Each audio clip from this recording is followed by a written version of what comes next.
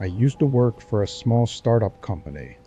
I'm not even really sure what they did, because I was just a security person. But I always thought it was a little strange that they even felt they needed a security guard.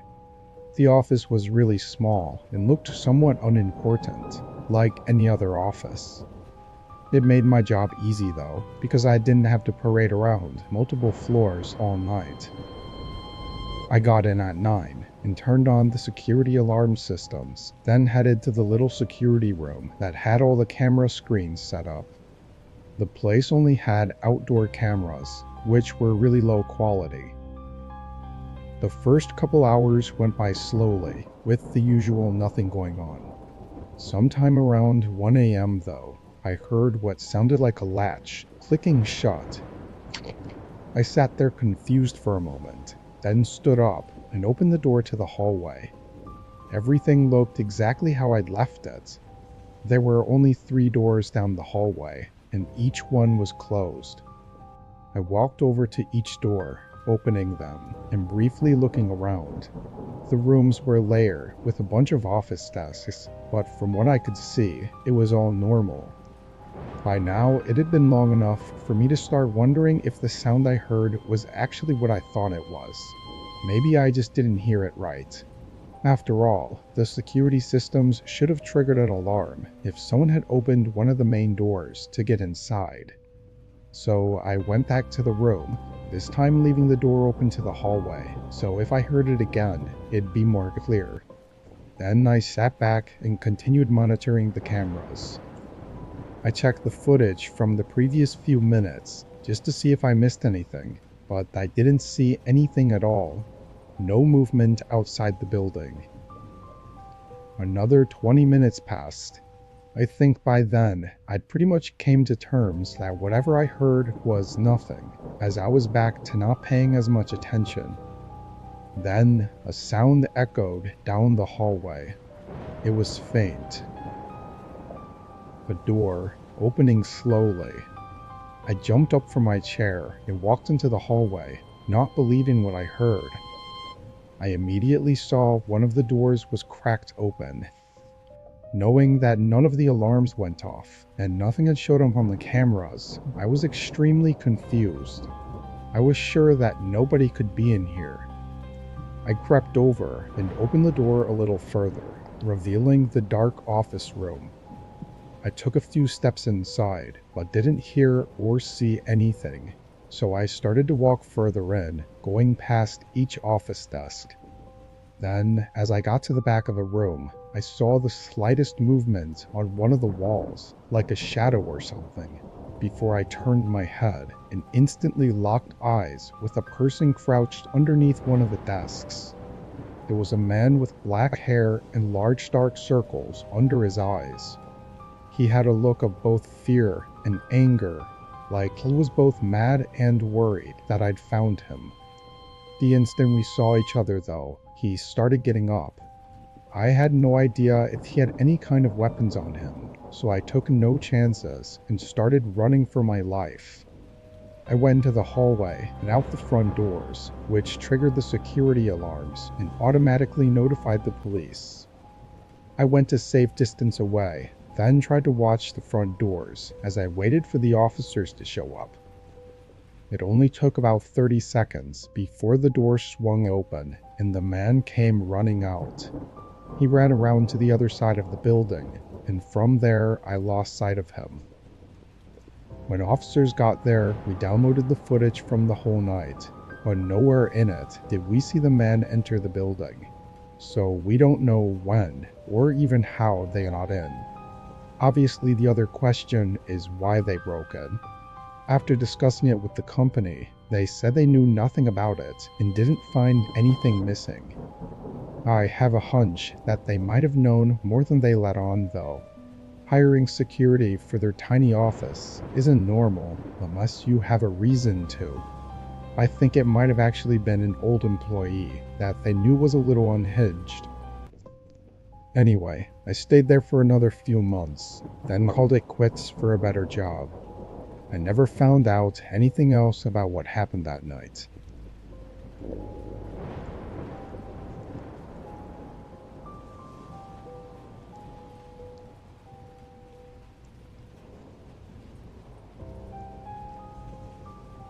This was during our school's winter break.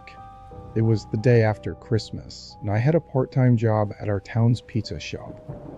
This place was pretty popular, and it felt like pretty much every kid at my school also worked there. Being so young though, every paycheck made me feel like I was rich, so I always agreed to work whenever they needed me.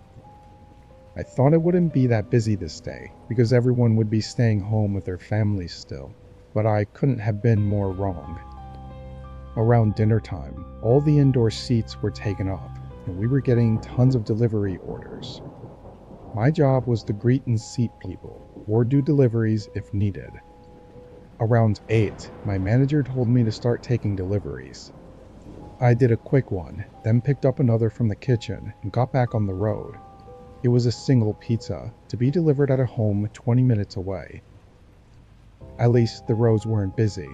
They were actually really dead, like barely anyone was outside, which was a very odd change of atmosphere from being inside the pizza shop.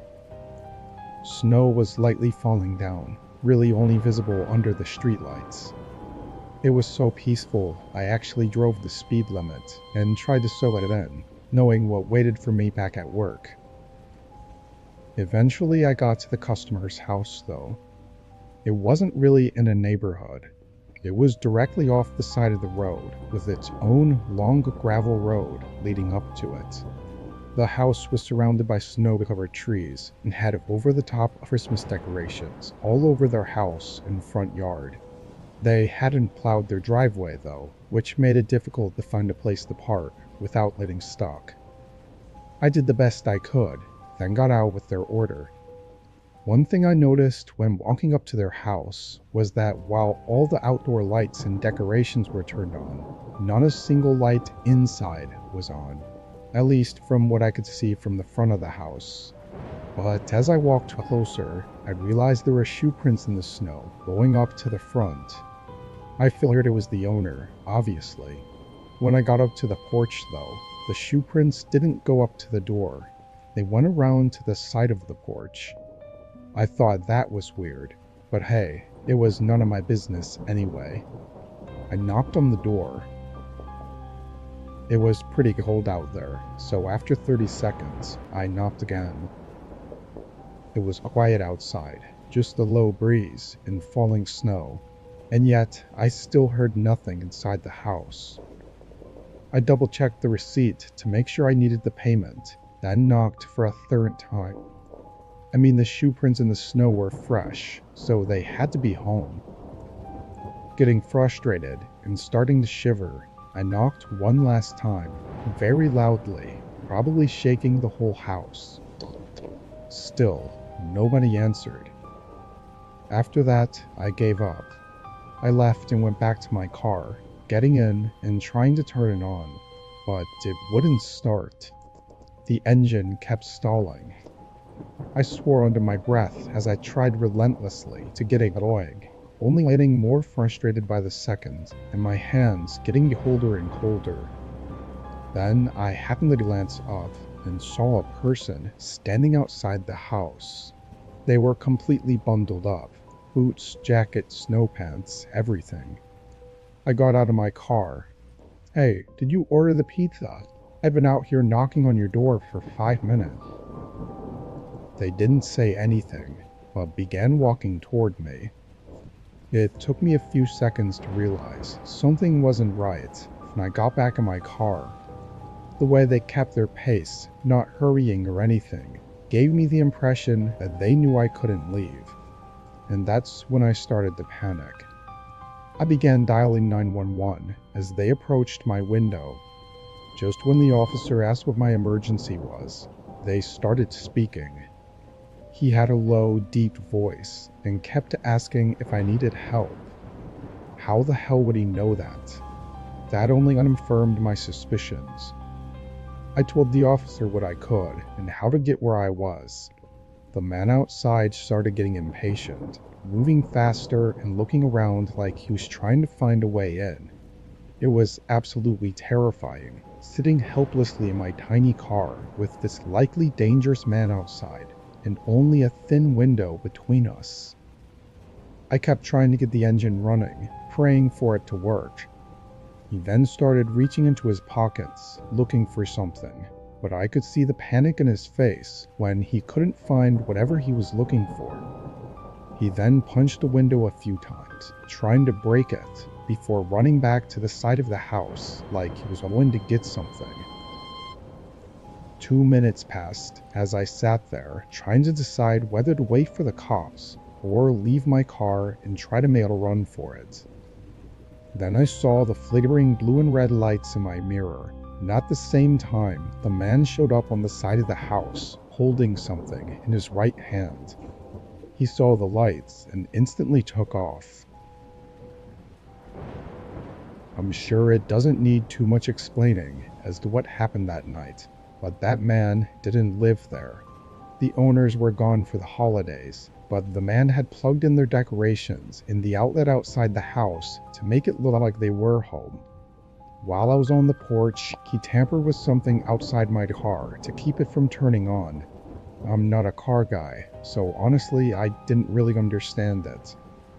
Likely the man planned to kidnap me, but out of sheer luck, he must have dropped his knife or whatever tool he needed to break the window, so that's what he ran back to get. Nothing's for certain, of course, but that seems like the most likely case. Anyway, I stopped doing deliveries after that night.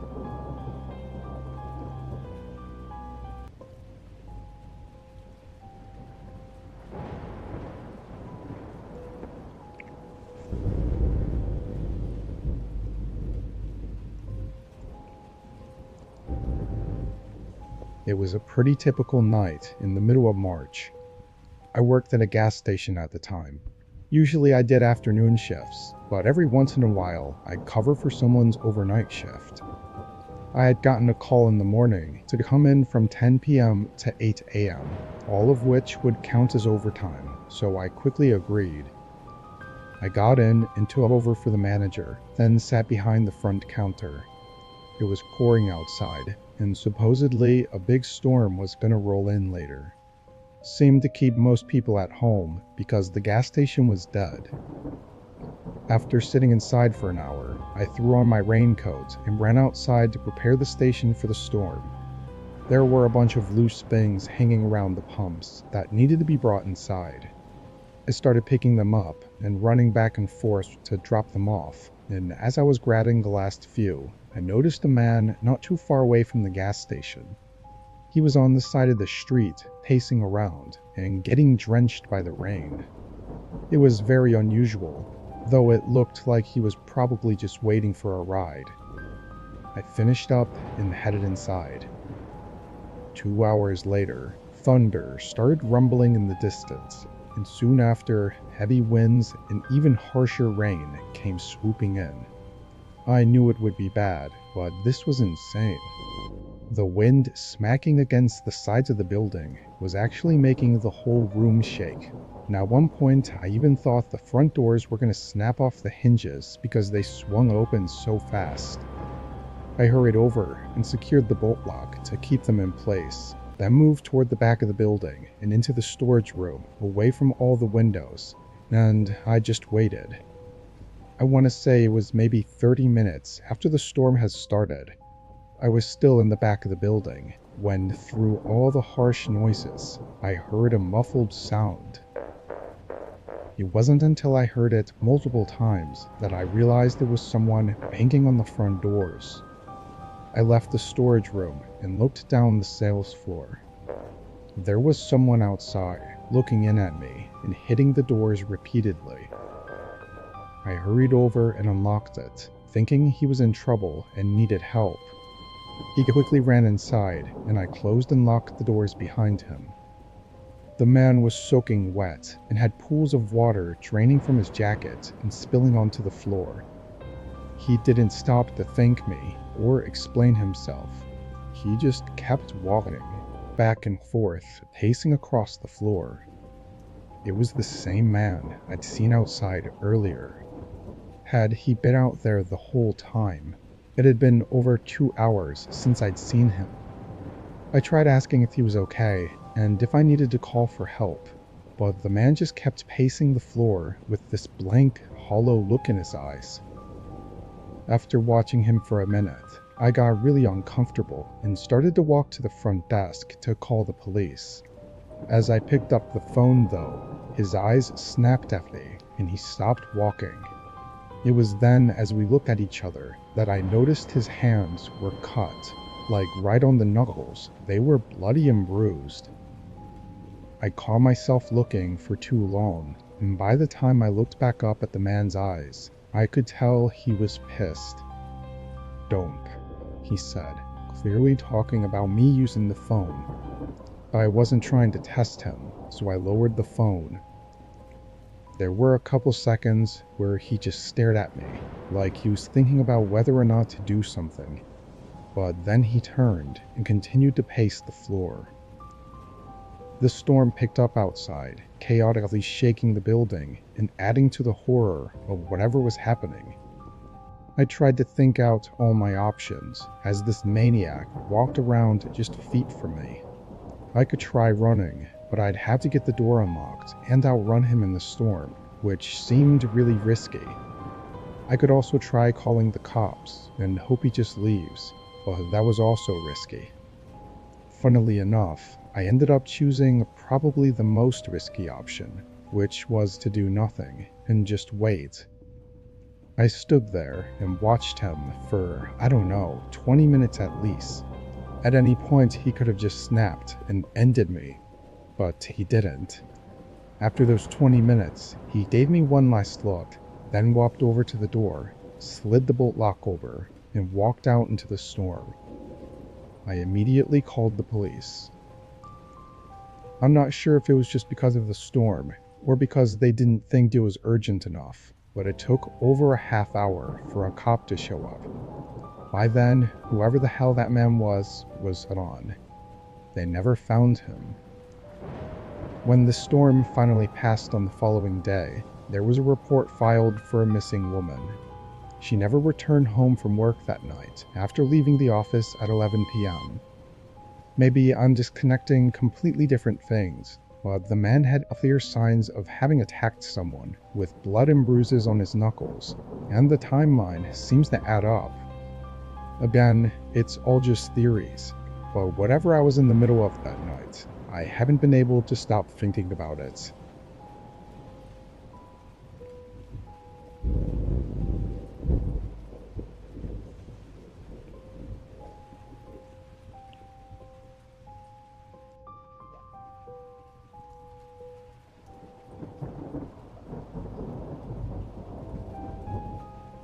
Last fall, I turned 16 and started my first job at a really small pizza place in my town. It was a family-owned shop with only 5 or 6 people working there. I only got the job because my best friend also worked there. I was the delivery driver though, and I only worked during the later hours since I had school during the day. It was around my 3rd week on the job that this happened. The night was pretty regular. It was slow, both for deliveries and dining. It was slightly cold out too, which kept most people at home. Around 11 though, a call came in. My friend picked up the phone and put the order in. It was for a small pizza and a soda, so they quickly made it and I hit the road to deliver it. The address wasn't too far, just 8 minutes away, but when I pulled onto the street, I immediately hit a pothole and realized that the whole street was cracked and full of potholes. It looked torn apart and completely uncared for. Our town wasn't exactly the nicest, but this was still far worse than most other places. I carefully drove down, avoiding any potholes I could see, until I made it to the address. It was a 2-story wooden house. The house itself looked just as old and uncared for as the street, but strangely, the yard was full of fresh flowers and plants that clearly had been tended to. I parked at the bottom of the driveway and grabbed the pizza and soda, then walked up to the front door. The wooden steps to the porch felt like they were going to give out, and I got a weird sense of something unsettling. I glanced back at my car, seeing the dense woods behind it, and realizing how isolated this place felt. I knocked on the door. Right after knocking, I could hear movement inside the house, and floorboards started creaking. It was soft though, like they were walking lightly and slowly, but I could hear the creaking get closer and closer to the other side of the door until they were right behind it. I prepared myself for them to open the door by smiling and holding out the pizza, but they never opened it. After 10 seconds, I started getting uncomfortable. "Hello? I'm the pizza guy, just delivering your order." There was no response, and no other sounds from inside.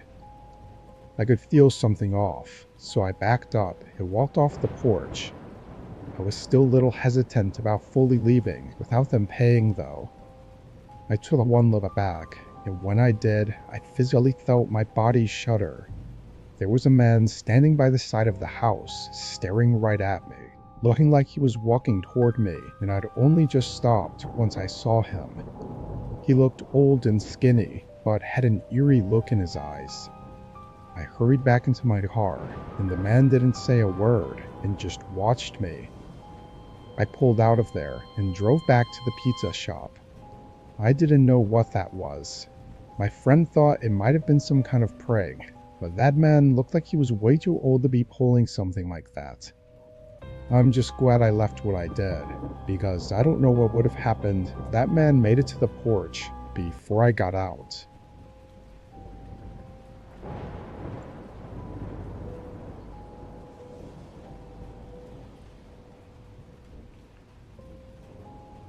This was only a month ago. It was late September, and where I'm at, we were having a lot of rain. Pretty much every day, it was pouring down. I work as an outdoor security guard for a warehouse on the outskirts of the city, so rain doesn't exactly make my job any more enjoyable. Luckily, the company I work for lets me stay inside on rainy nights, but it always made the shift go by a lot slower. Instead of getting to roam around outside the building, I just had to stand by the glass entrance doors and watch for anything. Anyway, this night I got in at 9, locking up the place after all the employees left. It was pouring outside, so I stayed in and stood by the door, and honestly just tried to stay awake.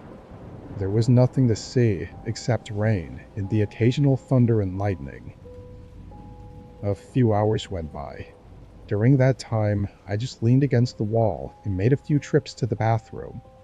But then, as I stood by the entrance doors, fighting to stay awake, there was a deep, creaking thud. It echoed through the whole warehouse.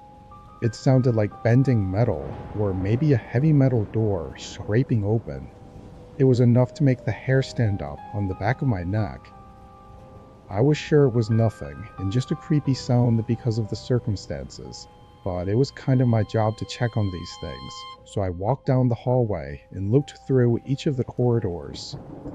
I'd never actually explored much of the warehouse, since I was usually outside.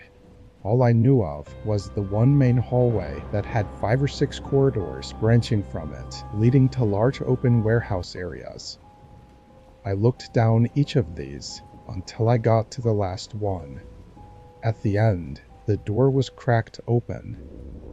I felt a chill run through me, although I still didn't know if it was already opened or not. I walked over and opened it further. The whole room was dark. "Hello?" My voice echoed through the otherwise silent warehouse. After a few seconds, I started to step back and close the door until I heard something in front of me. It was a voice. It sounded like a man, either mumbling or softly laughing, somewhere in the darkness near the tall shelving units. "Is someone there? What the hell are you doing here?" I called out. "Premier." He said something softly. "What?" "Come here," he said a little louder. Still, I couldn't see anything at all. After a couple more seconds, I said "F this" and closed the door. I used my radio to contact the police and left the building through the front. 5 minutes later, they showed up and walked through the building. They came out alone. Security tapes were reviewed, showing what looked like a 50-year-old man with a dark jacket slipping in through a gap in one of the back garages. From there, he made his way into the warehouse room, where I heard him in. And disturbingly, on the footage, it looked like he was holding some kind of knife. He made his exit soon after I left. We don't know why he broke in, or what exactly he was trying to do by telling me to come into the warehouse. It might sound weak of me, but I quit after that and took up a day job instead.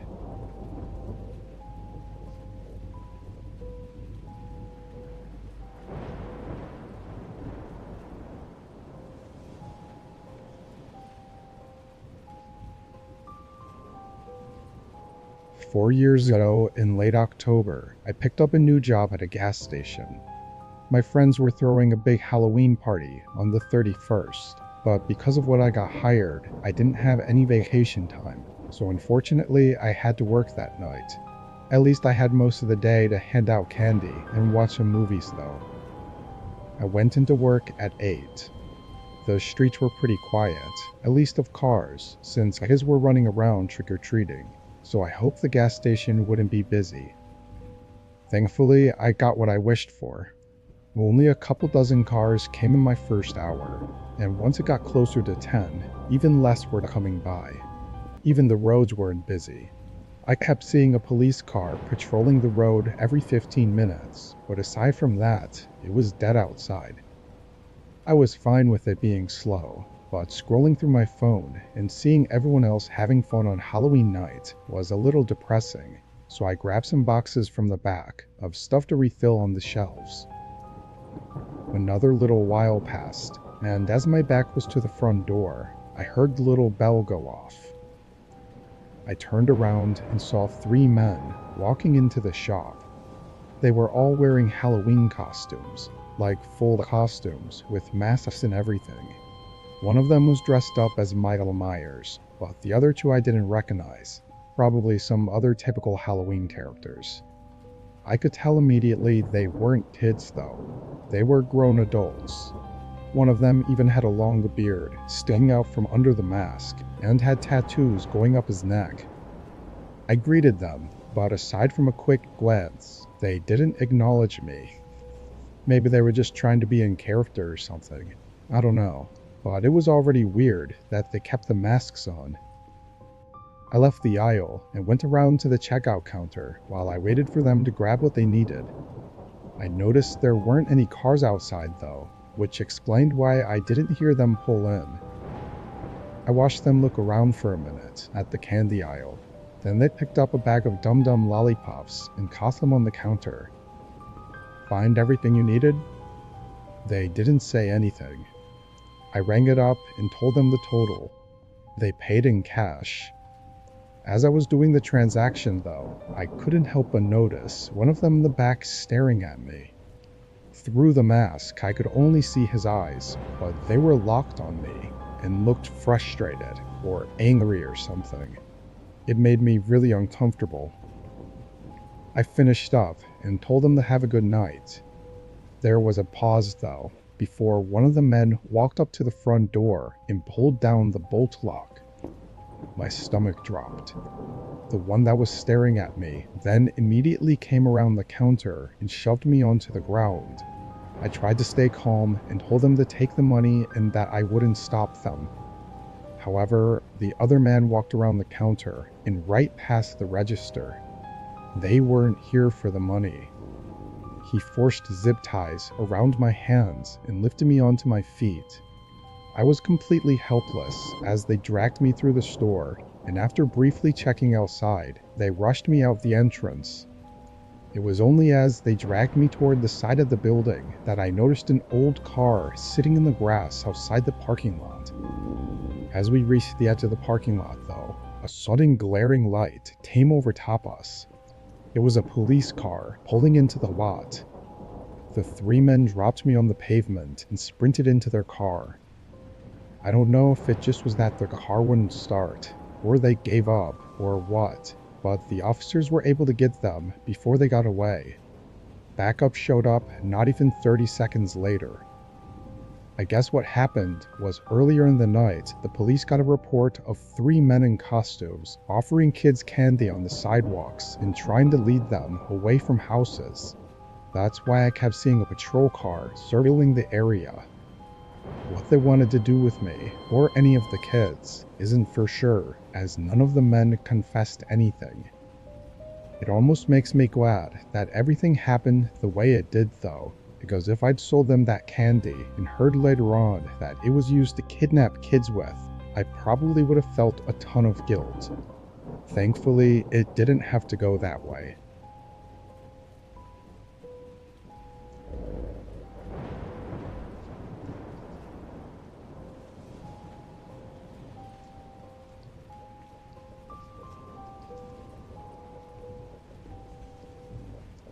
I was on my way to deliver an order from the sandwich shop I worked for. It was a quiet night, around 11 or so.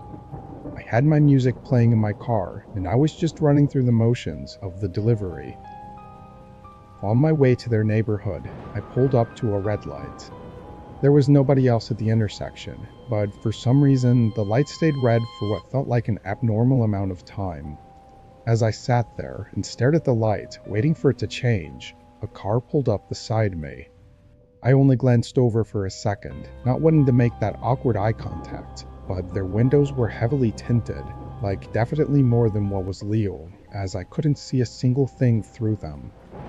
The car itself was black as well, maybe an old Toyota or something. I can't really pinpoint what it was, but I got a really uneasy feeling about them. It could have just been that we were the only two on the road. I'm really not sure.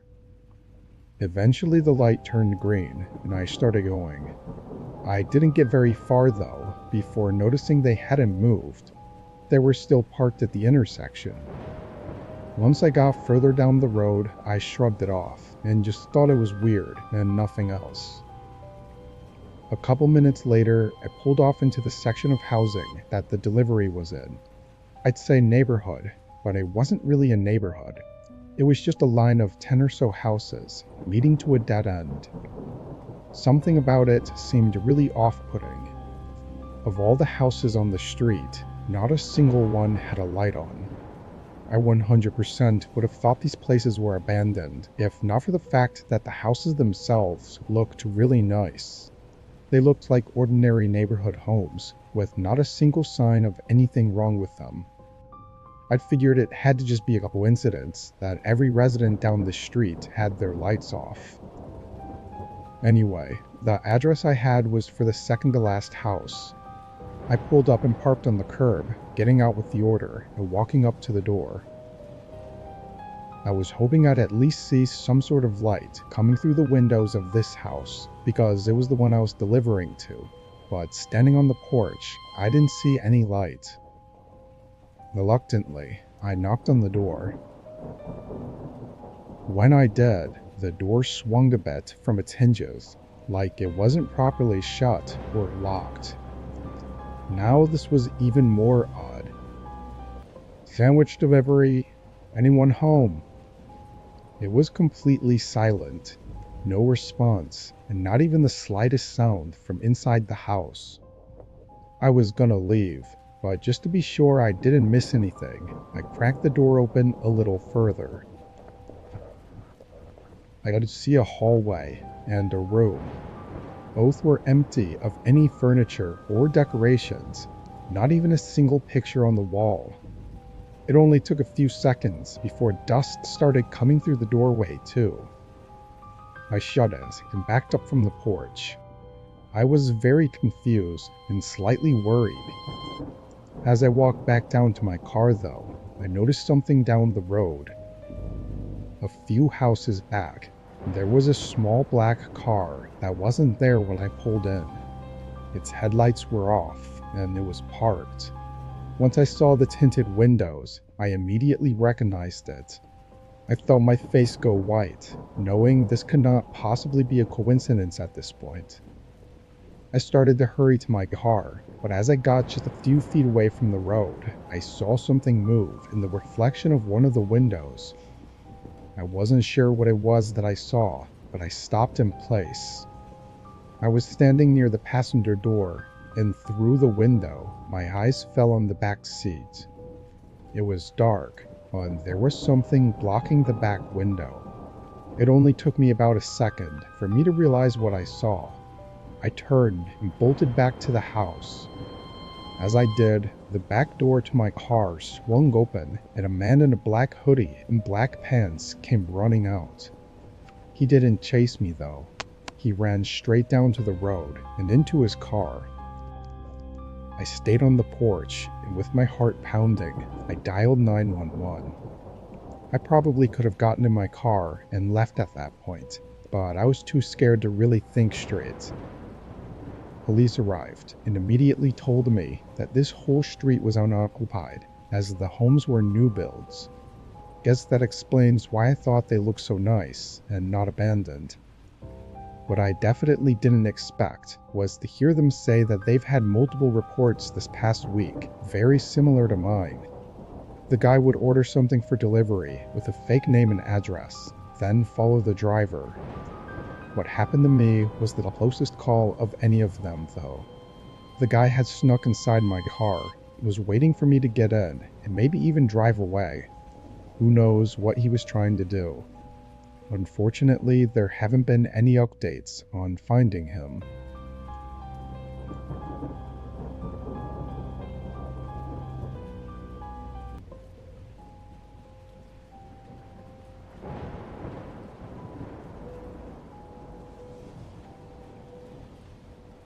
I was pretty young when this happened, I think 16 or 17. It was at my first job, which was just some trashy pizza place. They paid slightly more than other places, and I made extra from tips when I did deliveries, so I stayed there for a while. I don't remember too much about the beginning of my shift this night. I probably started at my regular time, around 6, and was scheduled until 12. But the whole first half of my shift went by like any other day. It was sometime around 10 that we got an order for delivery, so I packed it up and left to drop it off. The place was 15 minutes away, in a small neighborhood. It took me a minute to find the house though, because all the trees were blocking the address numbers, and a lot of the homes had long driveways leading far from the road. Eventually I did find it, after circling back a few times. I drove down the driveway and parked closer to the home. It was one of those large houses that looked like it was built forever ago. I got the food and walked up to the front porch. It was hard not to notice how quiet it was in this neighborhood. It felt like I was so far away from everything, especially with the trees everywhere. When I got up to the porch though, the front door was wide open. I'd seen a lot of people leave their doors cracked open before, but the way this one was fully open was a little bit excessive. Anyway, I walked over and knelt down to set the food inside the house, when a voice called out, "Hey, would you mind bringing the pizza in here? I'm just setting up the table." It was a man's voice, but they sounded friendly. I knew it was frowned on to enter someone's home while delivering, but honestly, it was a fairly normal request and usually didn't take more than a few extra seconds and typically secured him at a tip. I stepped inside and walked down the hallway into the kitchen. I set the box on the table, but nobody else was in there. I'd just heard his voice only moments ago, and I never heard him walk anywhere else. I also noticed the house was extremely quiet, like no other sounds at all. I felt a shiver run through me, and as I decided to leave, his voice called out again, "Can you bring it in here, please?" His voice came from the other hallway, connecting to the kitchen. There was a single door that was open, but whatever room was behind it was dark. There was no light on. It also sounded like his voice came from right behind the doorway, like he was standing just out of sight. After a few seconds, I turned around and fast walked back out the front door. I got in my car and drove back to work, and I never said a word about it. I thought I'd either get made fun of for being scared or for being stupid, so I just kept it to myself. Thinking back on it now though, there was definitely something up with that guy. Nothing about that encounter was normal. I'm just glad that at least I was smart enough to leave when I did, because there's really no saying what would have happened if I went into that room with him.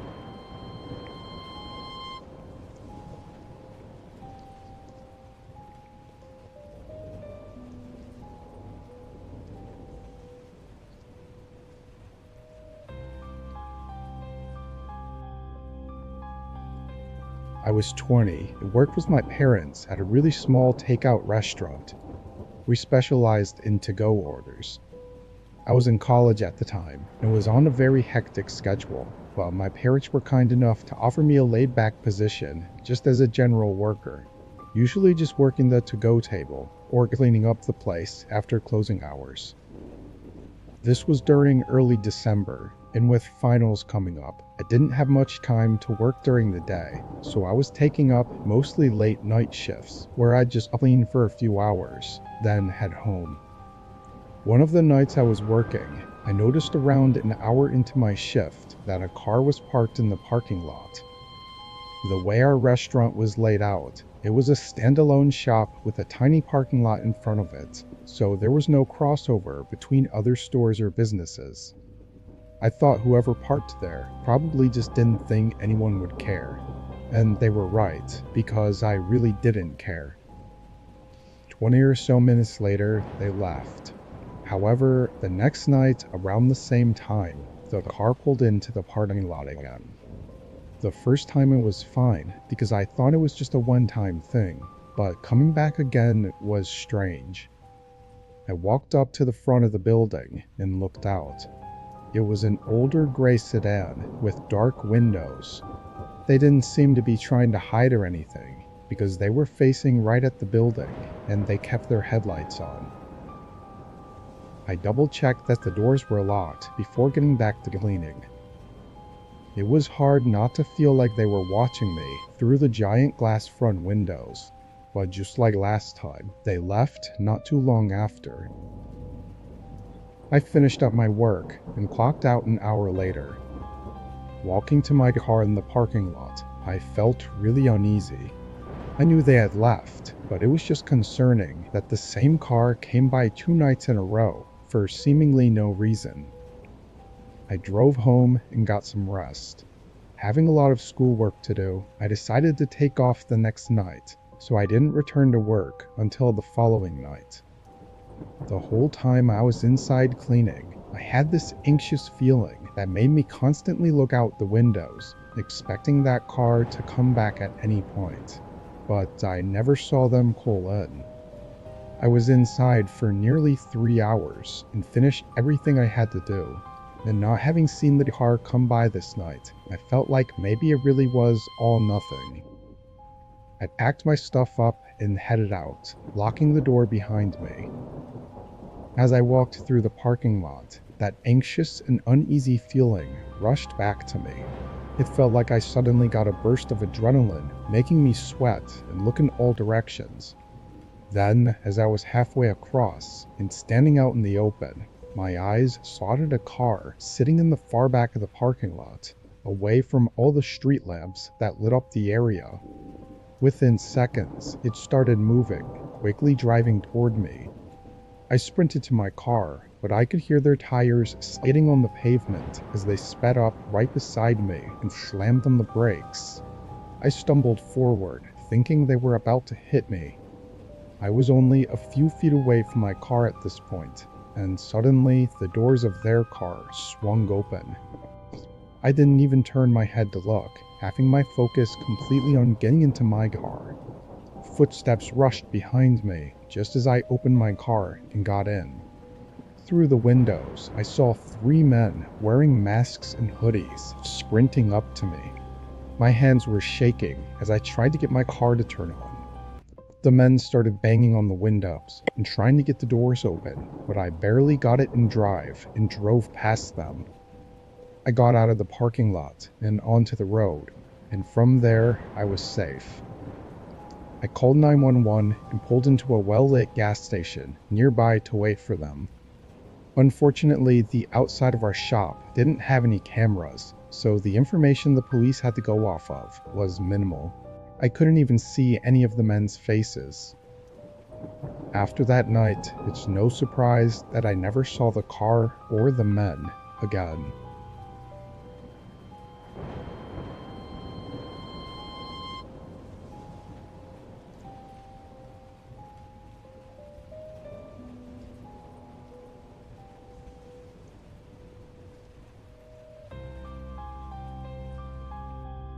It was mid-January, and it was snowing every day here. I work from home, thankfully, so I didn't have to deal with the awful weather too much, aside from going to the grocery store and whatnot. Some of the days it was pretty bad, with heavy snowfall and gusts of wind.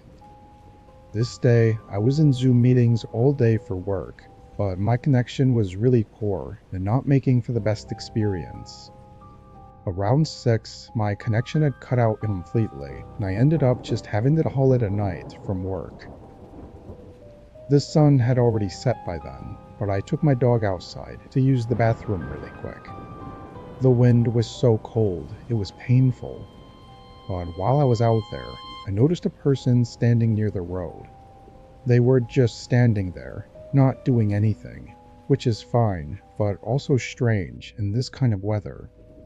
I didn't stay out there long enough to really think about it, though.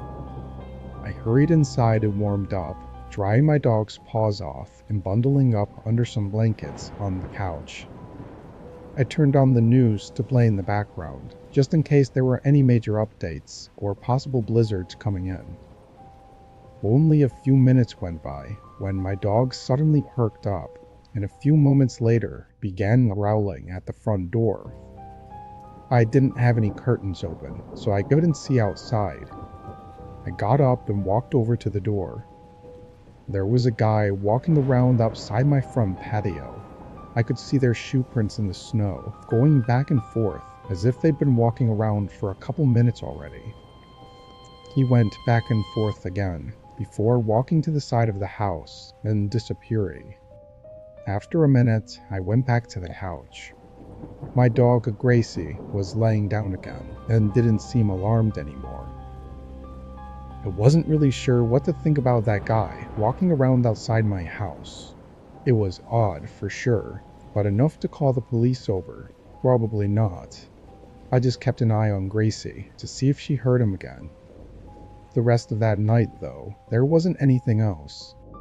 I took Gracie out one more time around 10, and it was even colder and snowy outside, so surely nobody could be out here anymore.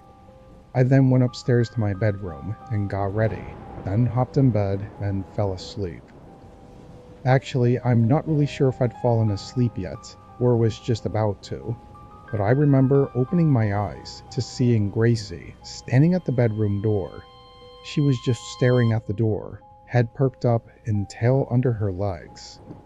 I whispered her name, trying to call her over, but she didn't move. Gracie had always been nervous about strangers, but she'd never acted like this inside our home, so I knew something was up. I threw the covers off me and got out of bed, quietly walking to the door and putting my ear against it to listen. I don't know what I expected to hear, but it was quiet. I put my hand on the doorknob, about to unlock and open it, when someone on the other side twisted the handle. I stared in fear as it slowly moved back and forth. Someone was on the other side trying to open the door, and I was just moments away from unlocking it. I could feel my heart pacing faster, and at first I tried to stay quiet, but as the person started to get more aggressive with trying to open the door, I realized they already knew I was in that room. I ran to the bed, getting my phone and dialing 911 as I tried to look for some kind of weapon to defend myself with. It seemed like after I started moving around though, the person fell quiet, not trying to open the door and not moving in the hallway. Still, I grabbed my clothing iron from the closet and proceeded to tell the operator that I needed help. I want to say I waited 10 minutes for cops to arrive. They came in and found no one else inside. The front door was wide open though, probably locked, and snowy boot prints were all over the hallways. They had no intent on stealing anything. They were just looking for me. Unfortunately, that's where the trail ends. The guy came and left with no other traces. I don't think I'd even be able to sleep at night, if not for Gracie watching my back.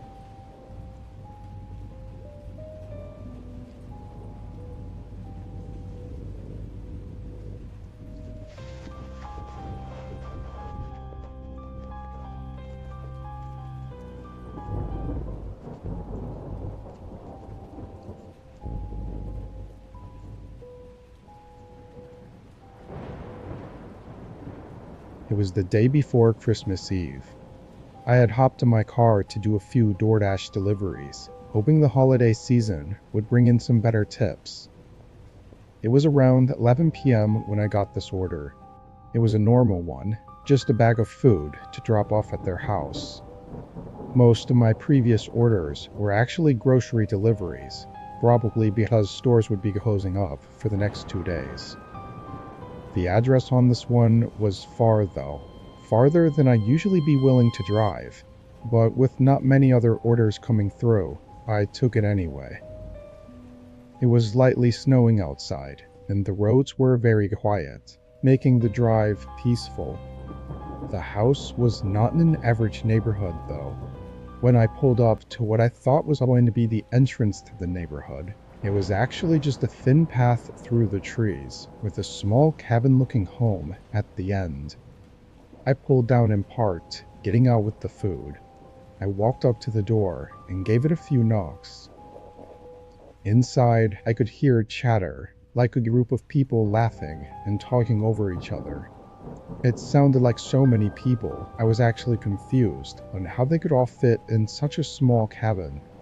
There was also something strange about the way it sounded that just didn't seem right. Something was off. Then the door opened. A man stood in front of me, and the contrast to what I expected had me put off for a second. The inside of the house was still, motionless. Nobody was running around, and most of the lights weren't even on. And yet, the sound of a huge holiday party was coming from the small room at the end of the hallway. The man smiled at me. "Why don't you come bring the food inside? They'll be happy to see you." That was an odd thing to say. I began stuttering, trying to say no and make up an excuse, but the man interrupted. "They just want to thank you for working during the holidays. You'll be glad you stopped by." All the while he was saying these strange and honestly creepy things, the chatter in the back of the cabin continued, until it suddenly cut out. Just like that, the cabin was quiet. It was like a recording or tape had stopped playing. The man looked back for a moment, clearly not expecting that to happen, and before he could do anything, I dropped the bag on the porch and ran back to my car. I got in and drove away. I stopped doing deliveries for the night and just stayed home for the rest of the holidays. I know nothing actually happened at that cabin, but it's how disturbingly strange everything was, and the thought of what could have happened that still freaks me out.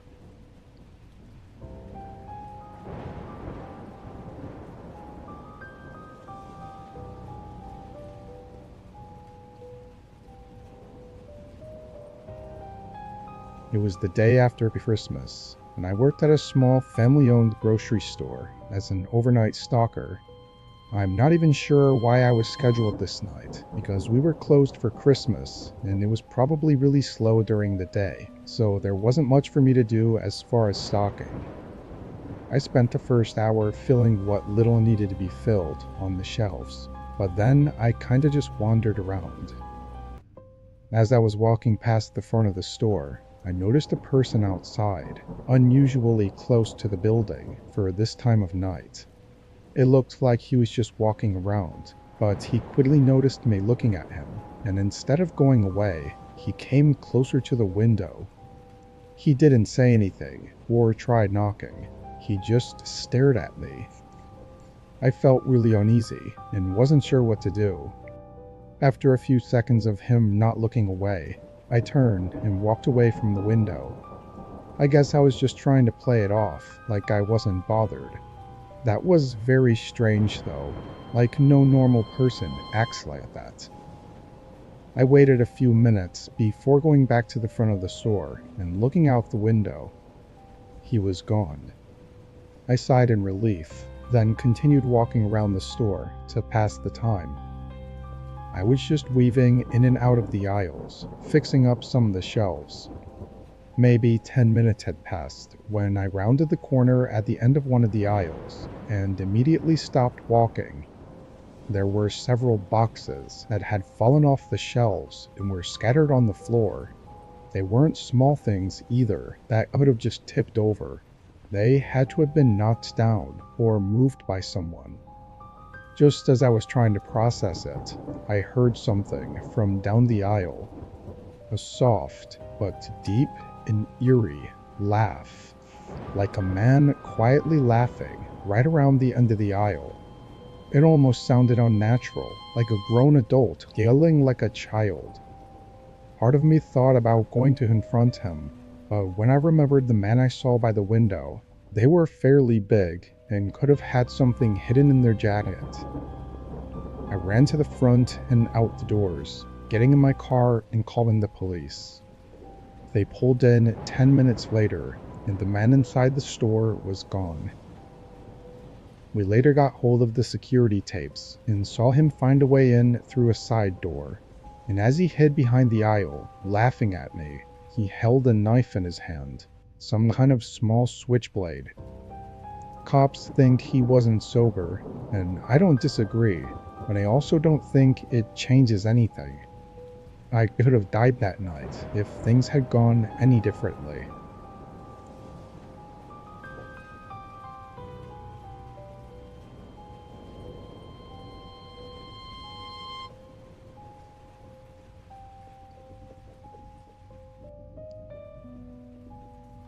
I worked at a gas station for 2 years, starting in 2015. During the winter on my first year, I had a regular customer come in a lot.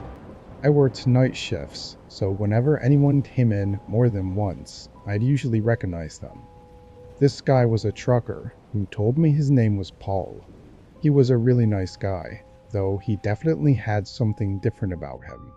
He was always smiley, like too smiley and happy, especially for it being the middle of the night. Sometimes I actually found it creepy. Anyway, one night he came in and he was acting differently. He walked in and greeted me, but as he looked around the aisles, his face was dull and almost angry. He picked out an energy drink and came up to the counter, and his face suddenly changed back to that overly happy look. I could see dread in his eyes though, making his smile seem even more fake and almost disturbing in a way. He paid and walked out to his truck, then drove off. I'd almost forgotten about it until the next day when I saw his truck pull in again. It was pretty cold and snowy outside. When Paul came in, he had that same look as yesterday, except he didn't smile at all. He grabbed the first drink on the shelf and came up to the counter. As he paid, he started asking me questions, like how busy it was tonight and when my shift was over. Then, before he left, he asked if I wouldn't mind helping him lift something in his truck. Having known him for so long now, I agreed, wanting to be helpful, and put on my jacket and followed him outside. The gas station was empty, aside from his truck, parked on the far side of the lot. I followed him over there, and he opened the passenger door, then walked around to the driver's side and got in. He said it was right up here, gesturing for me to get in as well. I climbed up and sat down. It was one of those big box trucks that had a door behind the seats for access to the cargo section. I looked at Paul. He had that strange, wide smile again. "It's just right in there. I'll follow behind you." He pointed at the door. I suddenly felt very unsettled and could sense that this wasn't what he said it was. I sat there, trying to figure out what to say or do, and I began to notice an odor. It was strong and disgusting, coming from whatever the hell was behind that door. I looked back up at Paul. His face was tense, but he held that smile and just watched me, waiting for me to move.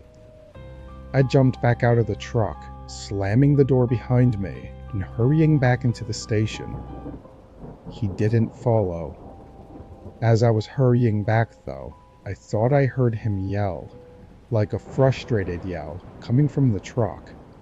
The wind covered most of the sound. He pulled out of the gas station soon after. I worked there for another year, and Paul never showed up again, not even once. I don't know what was back there, or what was really going on with Paul, but I think I was lucky to not have to find out.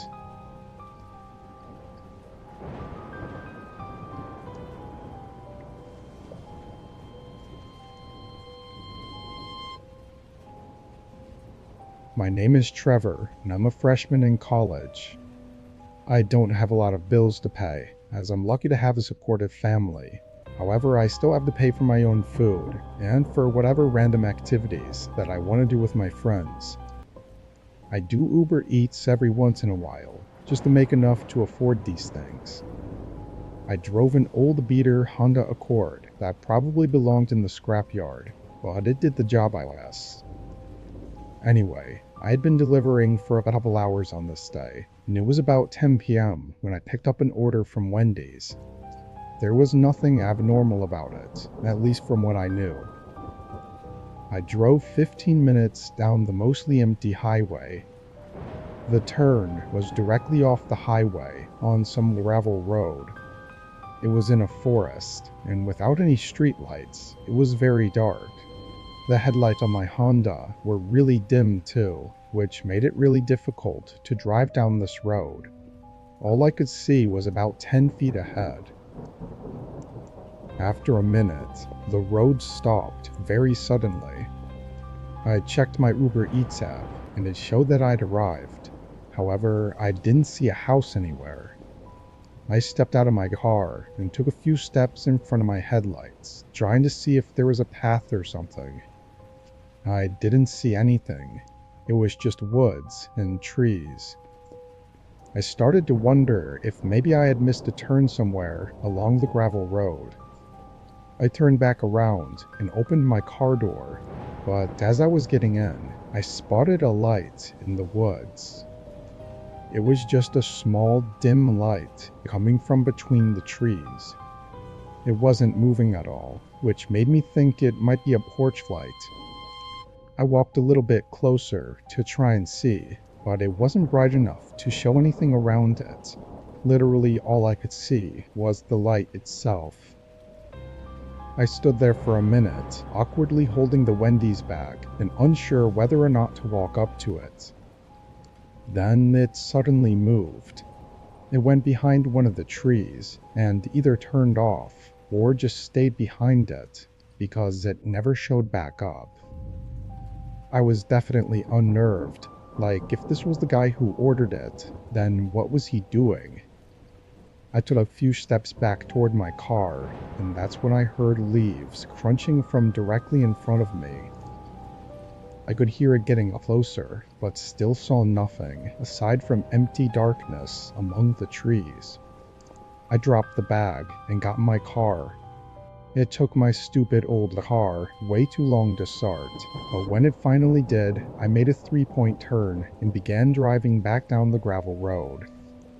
As I did, I caught a glimpse of a man in the side of my headlights, sprinting through the woods and right at the road, clearly trying to cut me off.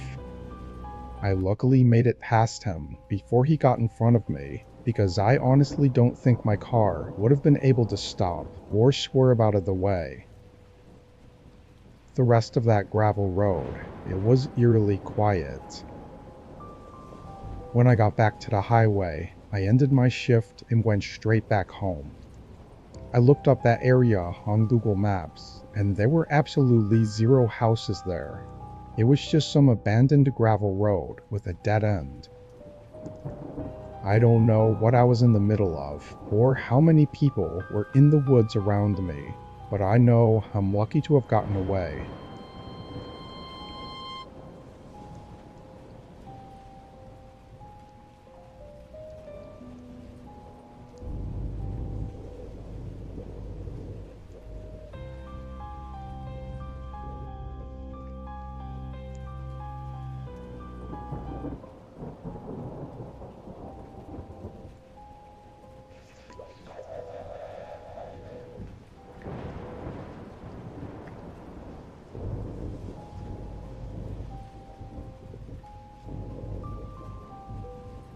I'm a maintenance worker for a small business.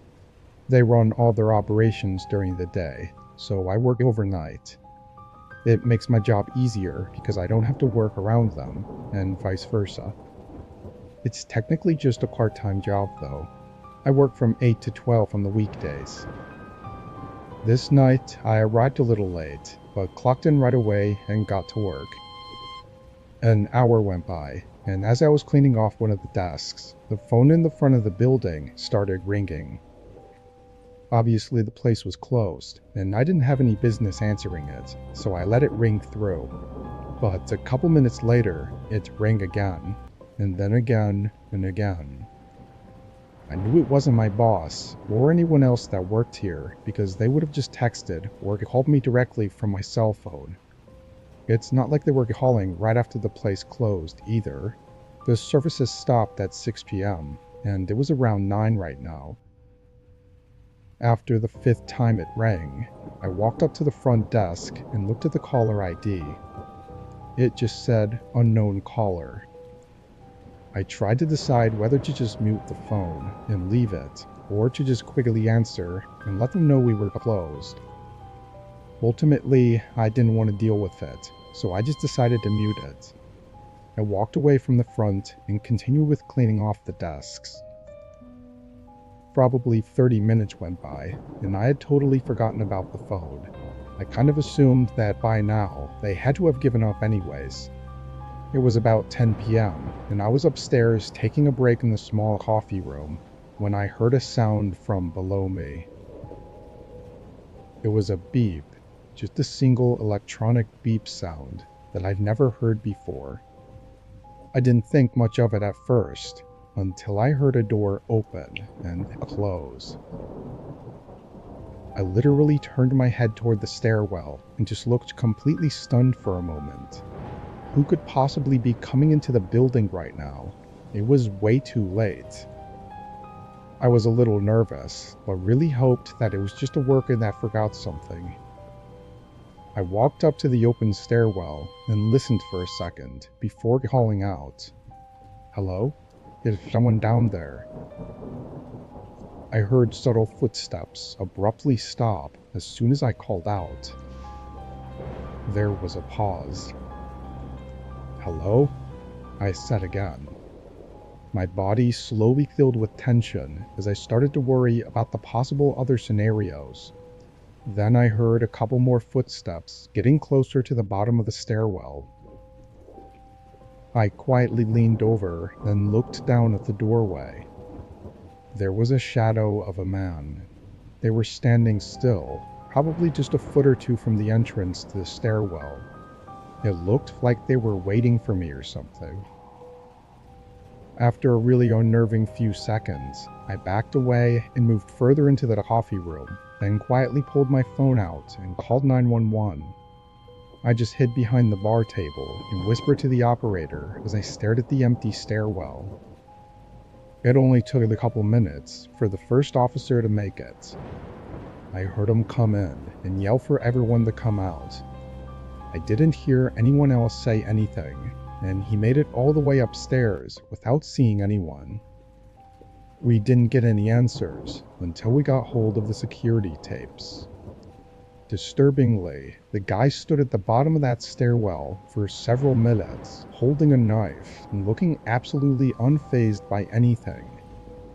He didn't seem to have come in with the intention of hurting me. Actually, it seems like he had no idea I was there until I called out.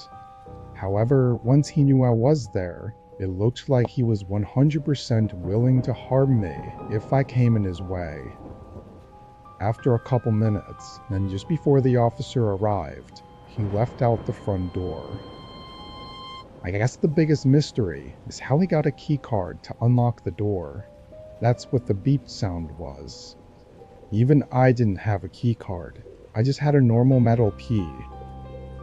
The search is still open for the guy, and I still work there. Hopefully this was just a one-time thing, but it definitely still has me feeling uneasy some nights.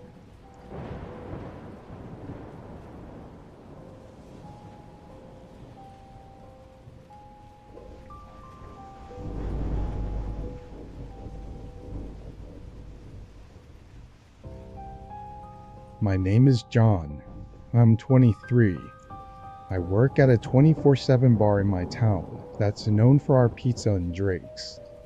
We don't really have any other food options, but people seem to enjoy it anyway. I never understood why the owners decided they wanted us to deliver pizzas. It's a lot of hassle for probably not that much extra money. But since we didn't really get that many delivery orders, I was always the only driver during the 10 p.m. to 6 a.m. shift. On this night, I walked into the place being pretty crowded. There were several large groups, and with deliveries being slow, I was helping out with waiting tables in the meantime. There were a few deliveries I made, maybe once an hour, and at 3 a.m. there was another regular delivery for me to drop off. I grabbed the single pizza and got in my car. The address was 15 minutes away, so I typed it into Google Maps and started driving. Everything up until this point was completely normal. This was just like any other delivery, and honestly, I was happy to get out of the crowded bar and onto the quiet roads. While driving though, I got caught off guard when my Google Maps suddenly said I'd arrived. I wasn't even in a neighborhood. I pulled over on the curb and tried to figure out where I'd gone wrong, but double checking everything, this was the address that was on the order. It was for the entrance to a forest preserve or a park or something. There weren't even any houses nearby that it could have been mixed up with, so I called the customer's number. It rang for less than a second before they picked up. "Hey, this is John. I'm just trying to deliver your pizza, but I think you've given us the wrong address."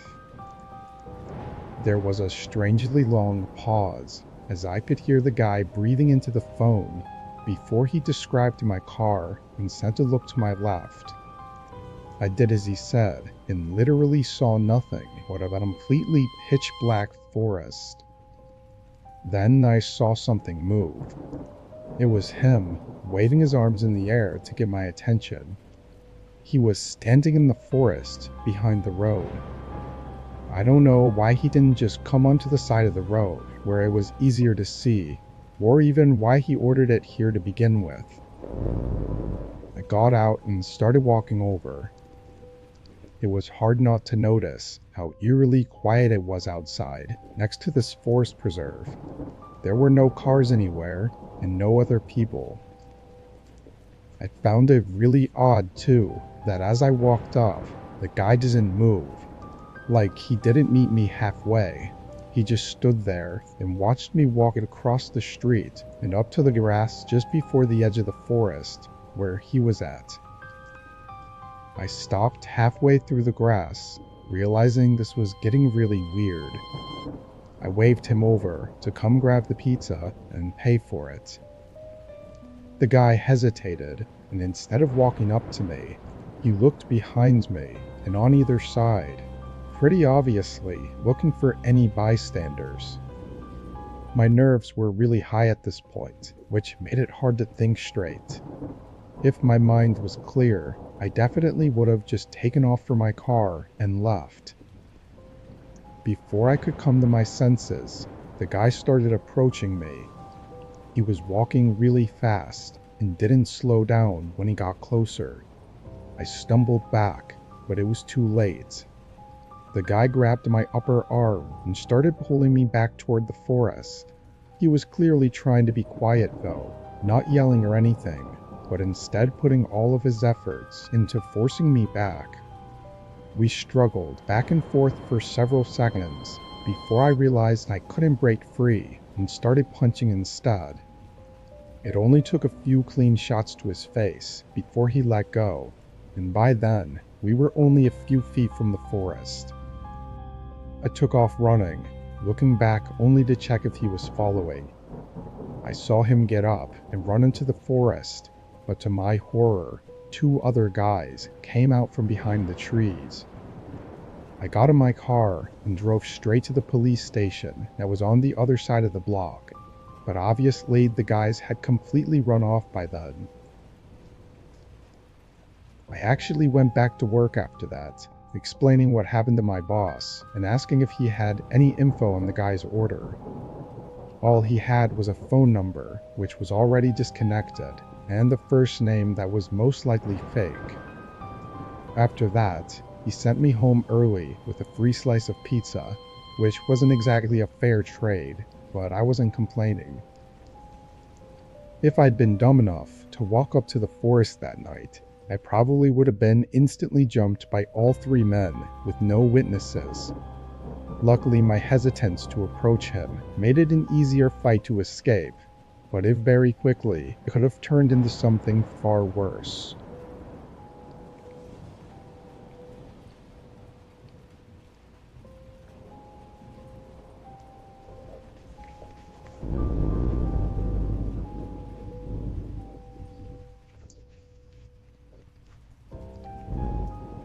During a period of my life where I was mostly living on the road, I often made money through house sitting and dog sitting.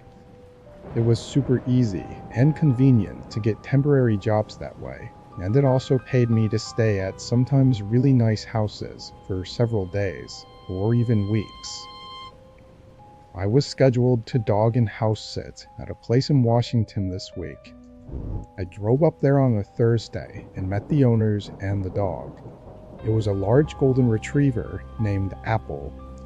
She was extremely friendly and loving right from the start, and only an hour after arriving, the owners left for their vacation. With them gone, I decided to explore the house a bit just to make myself more comfortable, as I was going to be there for 5 to 6 days. It was a really large home in a very remote area of the national forest. I mean, this place had to be at least worth $1 million, and it honestly felt surreal to be staying there. That first day, I played with Apple and just got used to the home, then ate dinner and took her out for a walk around 7. The sun was slowly setting, and the whole road I was walking along was a peaceful wooded area. There were no other houses visible in any direction. I brought Apple down the road for about 15 minutes, then turned around and headed back. As we got back to the driveway though, there was a guy.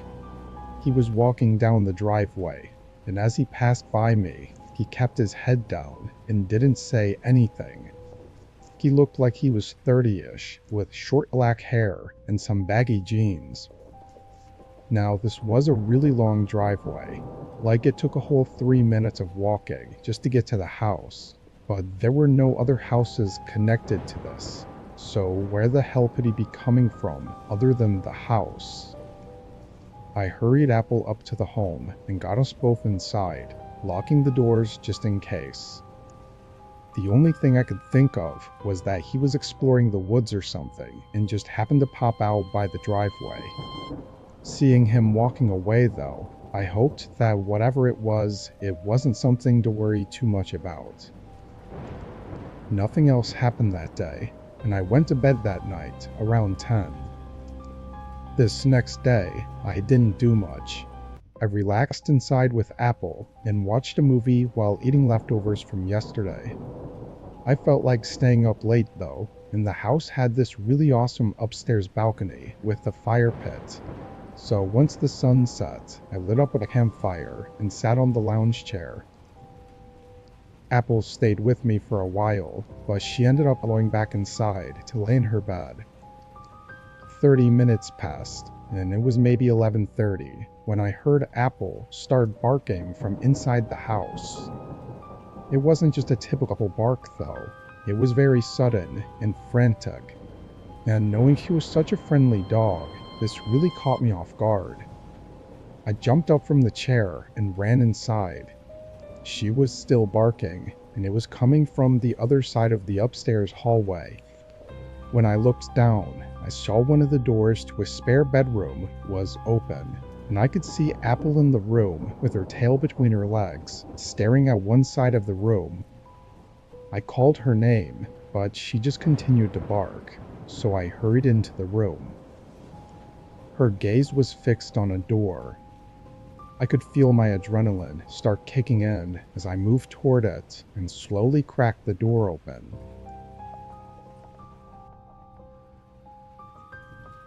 It was pitch black in there, and I didn't know where the light switch was, but it was a large walk-in closet full of clothes hanging everywhere, and somehow my eyes locked on a small gap. There was an eye staring right back at me. For a moment, I froze before quickly slamming the door. I could hear the clothes rattling inside the closet as I grabbed Apple's collar and rushed her downstairs and straight into my car. I drove away, hands shaking on the steering wheel, and called 911. Once cops arrived, I waited anxiously for 10 minutes as they searched the home, but came out alone. The guy had already left. We went over everything. I told them about the person that I saw yesterday, but that was really all I knew, and I really couldn't confirm if it was the same person. What the officers told me is that the man probably knew the family was going on vacation and thought the house would be empty. What he intended to do is unclear though, and honestly, I'm not convinced that he broke in and hid in the closet without knowing I was there. I think he knew, which only makes it more terrifying. Thankfully, Apple noticed him and got my attention, because without her, I don't know what would have happened that night.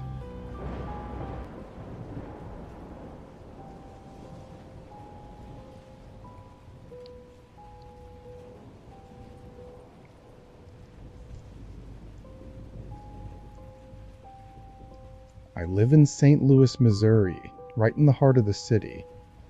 The high crime rate is no exaggeration, as there's new stories coming out every day about awful things. Living here though, I'd actually never had anything happen to me up until this point, and never even seen anything happen personally. I always felt like whatever was going on was kind of outside of my life, so I tried to go about life as normal. I worked for both Uber Eats and DoorDash, usually on my bike since I was in the city. This day I was doing mostly Uber Eats, and I'd started around dinner time. The weather wasn't great, cloudy and raining off and on, but it's part of the job sometimes, as the money's not gonna make itself. Around 11, I found myself pretty far from my usual location in the middle of the city.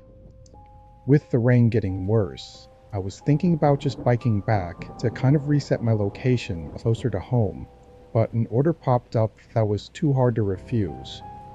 $30 for a delivery 2 miles away. For reference, I was on the edge of the city, where it merges into a more suburban area with small homes and large apartment buildings.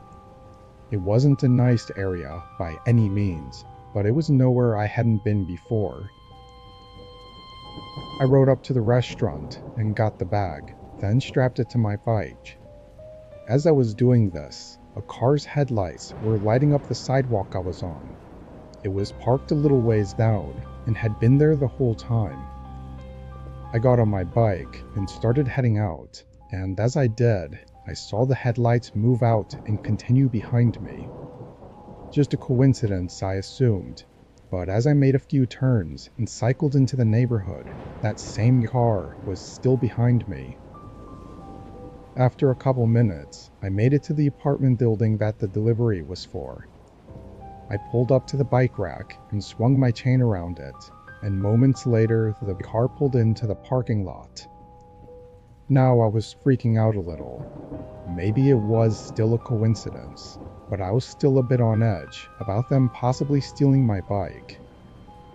I grabbed the order and hurried inside, trying to drop it off quickly. I went up to the second floor and got to the room, then knocked on the door. It was a cash payment, which a lot of people do around here, but was super inconvenient right now. As I waited for them to answer, I looked down the hallway. It was dimly lit and really run down.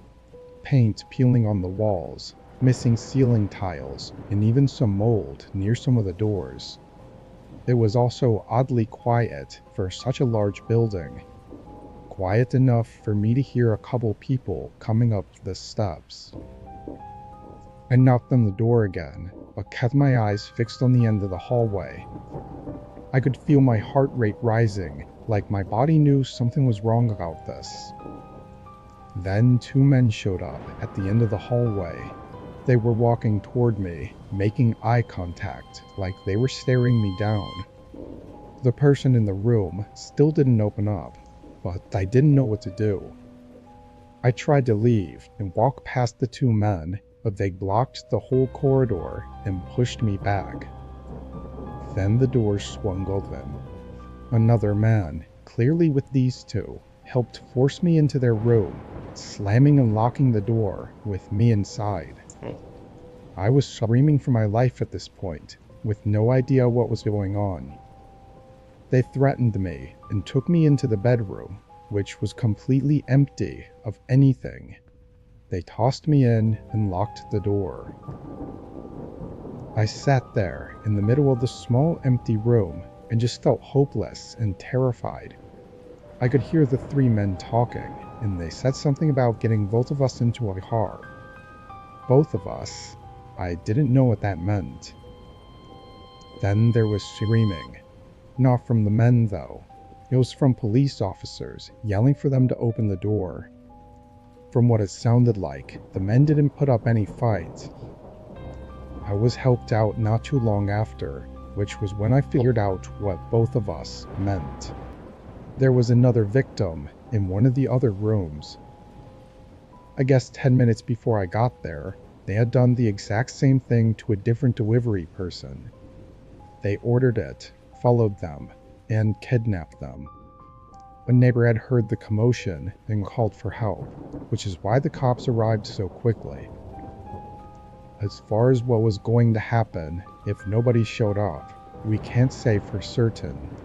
None of the men said a word about their intentions, so all the cops can do is assume based on any evidence they could find. Luckily, it seemed like this was their first attempt at something like this, so hopefully it'll be their last. I can't imagine what would have taken place if not for the neighbors saving us.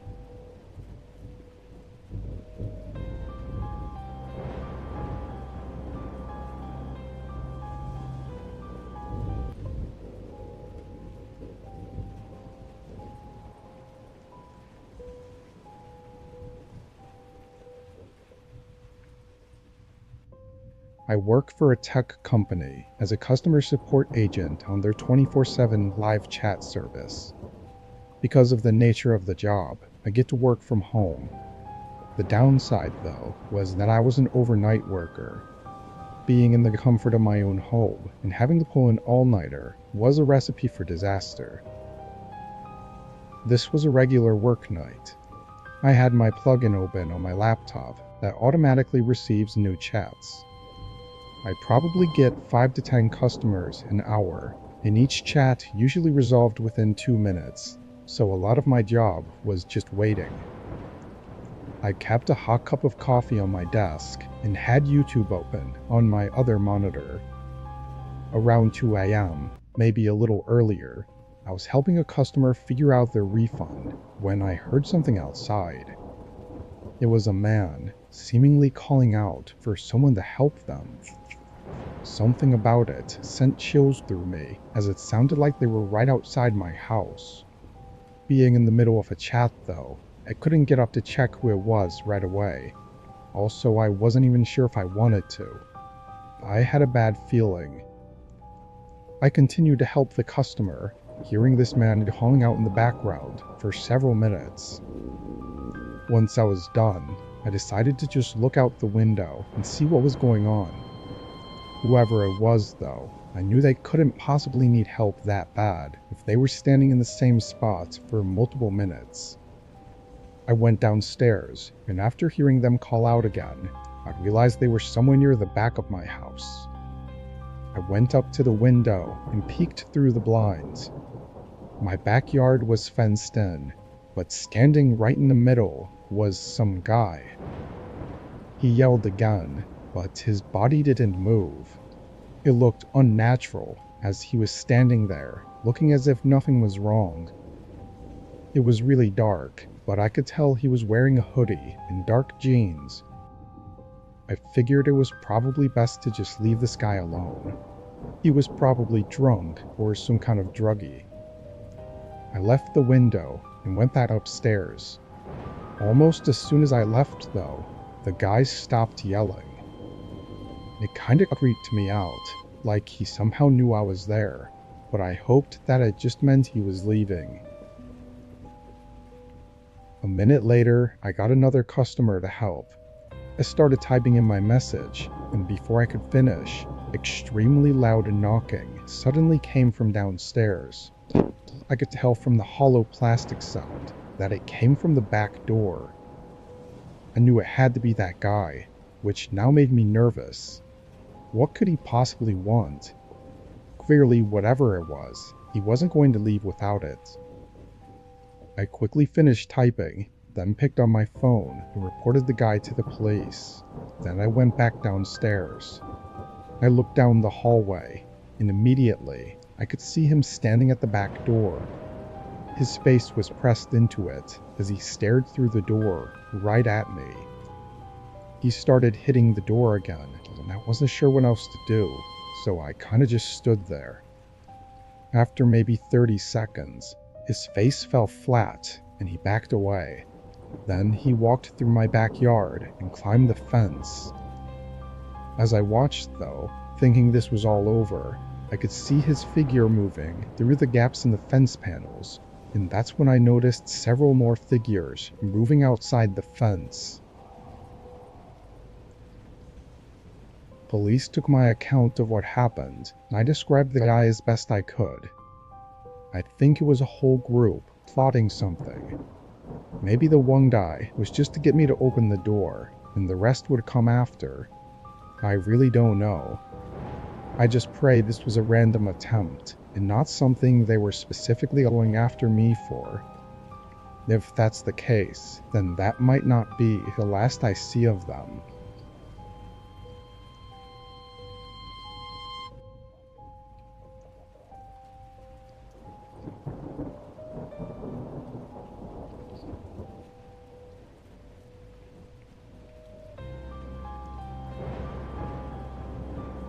I work night shifts at a hospital, specifically in the ER. I'm the front desk worker that typically checks people in, though we still see a lot of crazy things here. Each night is unpredictable. This night started out quiet. We had a few people come and go, but nothing too big happened.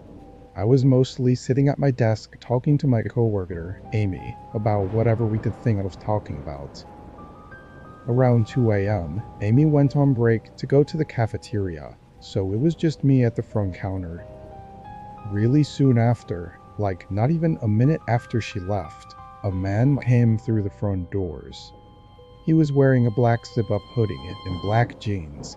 His hair was dark and somewhat long, and looked unkempt, like he hadn't showered, or maybe had just woken up. He walked up to the counter slowly and had this strange aura about him. It made me feel unsettled. "I'm looking for Hannah Smith." I didn't remember the exact name he gave, but it was a woman's name, and as far as I knew, they hadn't been admitted recently.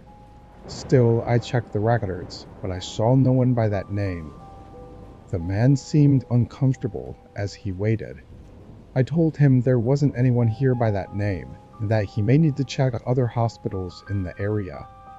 He awkwardly nodded and walked out. I glanced at the security guard, who was standing at the other side of the road, and we both made that eye contact, agreeing that that guy was a little strange. A half hour later, Amy came back. The rest of that shift was quiet and slow. I got out at 4 a.m., saying bye to my coworkers and heading out to the parking lot. This wasn't the largest hospital, but the parking lot was really oversized. It was huge, and all the workers were supposed to park in the back to make room for patients closer to the building. As I walked to my car, a weird feeling came over me, and I randomly thought back to that man that came in earlier. I don't know why, but I suddenly felt unsettled again. Maybe it was the eerily quiet parking lot at night. I walked a bit faster, got up to my car, and got in. I tossed my bag on the passenger seat and started driving. I lived about 20 minutes away. The roads were long and empty, but throughout that drive, I still couldn't shake the strange feeling. I felt like I was being followed or watched, yet every time I looked in the mirrors, nobody else was on the road behind me. When I finally got home, I pulled into my driveway and parked, getting out and going in through the front door. I hadn't even taken my shoes off yet when I heard footsteps sprinting up to the porch. They got right up to the door and immediately shook the handle, trying to open it. Thankfully, I always instinctively lock the door every time I open or close it. As soon as they realized it was locked, they stopped. There was a pause before a familiar voice spoke. "Excuse me, ma'am, can you please open the door? I need help. Please, open the door." It was the creepy guy from the hospital. I didn't respond and shakily took my phone out and called the cops. Seconds later, the man bolted away. I looked out the peephole and saw him run down the road and disappear in the dark, but confirming it was definitely the same guy with the black hoodie and black jeans. When cops arrived, I was hit with probably the most insane, creepy, and downright horrifying information. The back door to my car in my driveway was open. He had been in the back seat the entire drive home, which explains how he got up to my front door so fast. Even more disturbing is that he was probably hoping I'd park in my garage, which would essentially give him access to my entire house that night. Parking in the driveway probably caught him off guard and likely saved my life that night. They used the footage from the hospital CCTV to identify the man and found him a few days later. He was some nobody that I'd never met in my life, but he had some strange fixation with me. He had stalked me from outside the hospital for weeks, figuring out which car I drove, and probably just trying to find a night that I accidentally left my car locked for too long. Even though he was caught, he never admitted to anything, and just repeatedly said that he wanted to talk to me, and that was it. This was a while ago, but I haven't heard or seen anything about him since.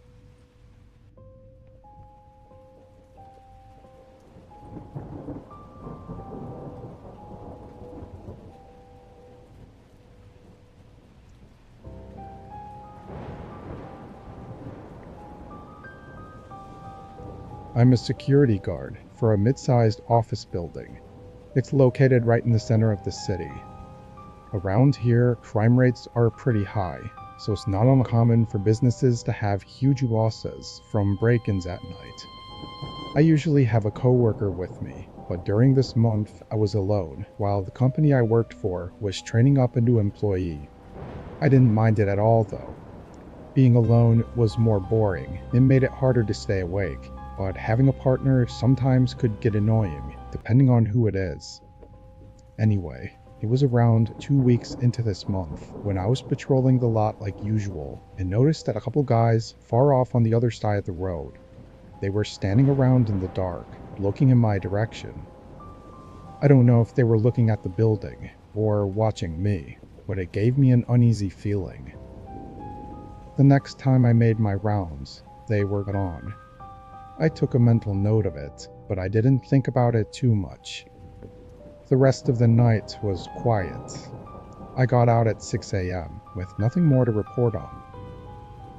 The next couple days were uneventful as well, but then one night at the end of the week, I made my rounds outside and saw them again. They were in the same spot as last time, standing in the dark and watching me. It made me uncomfortable again, so instead of continuing my rounds, I stayed out on that side of the building. Maybe if they saw that I noticed them, they would leave.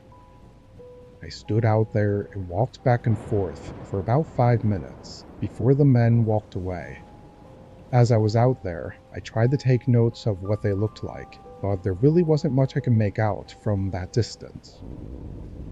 I stayed out for another 10 or 15 minutes after they left, making sure they didn't come back. Then I went back inside. With them gone, I figured now was the time to head to the break room and take my lunch. It was about 1 a.m. The break room was at the far end of the hallway in the back of the building. I sat at a table and started eating while scrolling on my phone when I suddenly heard a noise. I put my phone down and looked at the door to the hallway. I'd never heard any noises like that before. After a few seconds, I got up and walked over to the doorway. I stood there for a good 30 seconds, waiting to hear anything, but it all seemed so quiet that I figured it must have been nothing. I went back and finished my lunch. Afterward, I went to the security office and double-checked that there were no alerts or flags. Everything looked good. Usually this was the time of night where I just sit in my chair and wait around, but something in me felt like going to make another rounds. The noise I heard didn't have me nervous though. I think if anything, I was actually just more curious about what it was, and found it as something for me to look for while I was bored. I started my rounds outside, walking around the building. It was quiet, just the ambient sound of the buzzing streetlights. Nobody was out there. I went back inside and started walking through the inside of the building. Usually, unless there was a flag or alert in the system, I wouldn't go checking every inch of the place. I'd just walk up and down the hallway and make sure nothing was off. The hallway was long though, and was in the shape of an L, so it was more like 2 long hallways. On one side was the main door, and on the other side, there was a door to a mini stairwell that had an emergency exit door. It was one that was original to the building, so one of those old heavy metal doors. And as far as I knew, it wasn't connected to the security system because of how old it was. To bypass this, the company just put a huge padlock on it and bolted it shut to essentially make it useless. However, when I got to the end of the hallway and looked through the door window into the stairwell, I was in complete disbelief. The padlock was snapped in half, laying on the ground, and the metal door had been forced open. I felt lightheaded as I hurried back to the security office. If someone had broken in, how the hell did they slip past me unnoticed? Surely I would have seen or heard them. I started scanning through the tapes. I got to the point where I was standing outside, watching the 2 men. After they left, I stayed for a bit to keep watch. During that time, they came around to the back of the building and snapped the lock off, breaking in and going into the workrooms. Disturbingly, they were still inside the building when I came back inside. One of them was just on the other side of a door, literally 2 feet from me, as I walked past him and into the break room. While I was in there, one of them bumped into a desk while trying to hide, which was likely the sound I heard. When I went back outside to do my rounds, that's when they made a run for it. On the tapes, it was pretty clear that they both had weapons, either large knives on their belts, or possibly even small firearms, which makes me think they were prepared to take me down if it came to that. I called the police and handed over the tapes, but nothing ever came of it. They weren't great quality, and the men had their faces covered. The company claimed several hard drives, or files or something, were taken, and they seemed pretty worried about it. However, to this day, there's been no more info on the men or their motives.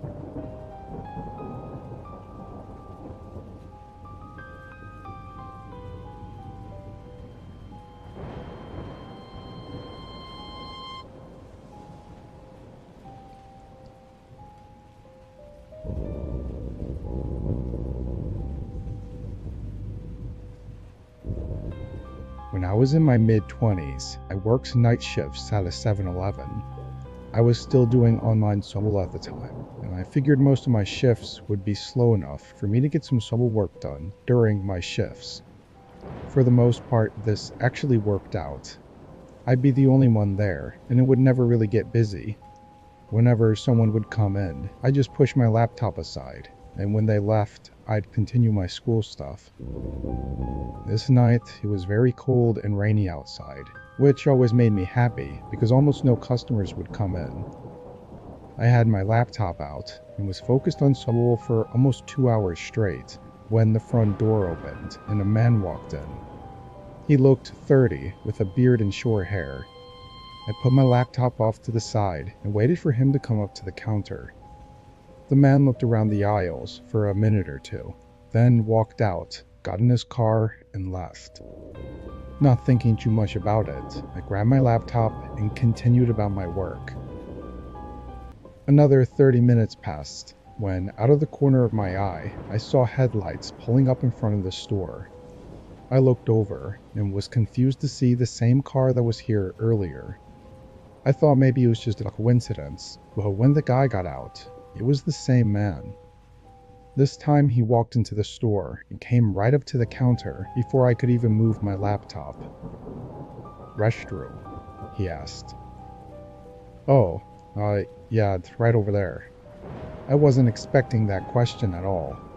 He walked over to the restroom and went in.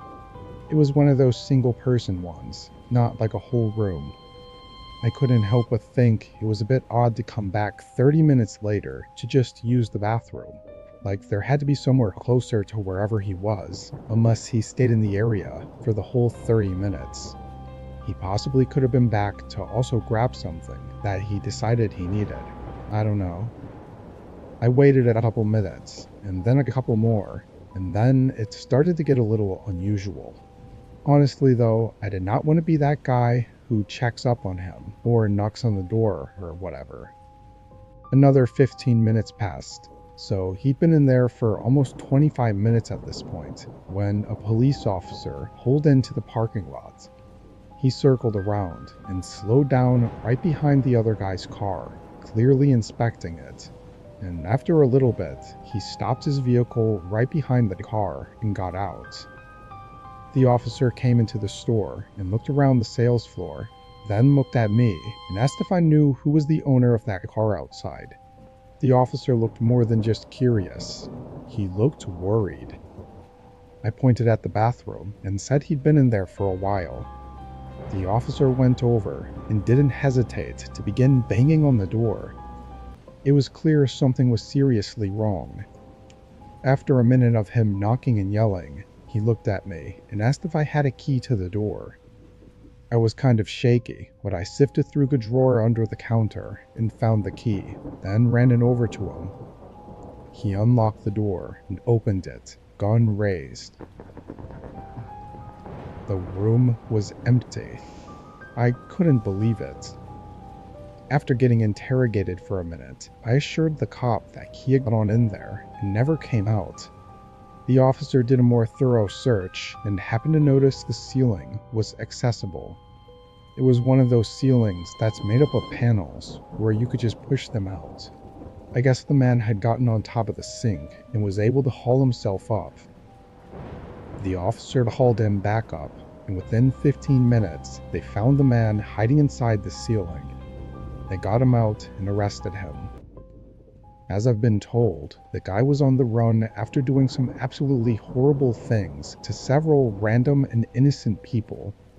Earlier in the night, they got a description of his car and caught his license plate on a store camera. The officers made it seem like I was lucky, because the past individuals he had harmed were all alone in the middle of the night, either working or just walking around outside. Whether the man was trying to hide in the ceiling because he knew the cops were after him, or he was doing so to try something on me, is unclear. Thankfully, he's locked up for good though.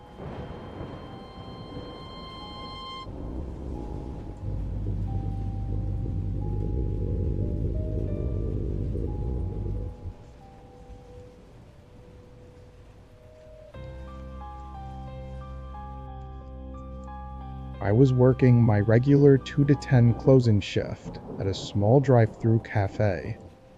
It's a really small place, with just 5 or so indoor seating tables, since most of our business is focused on the drive-through.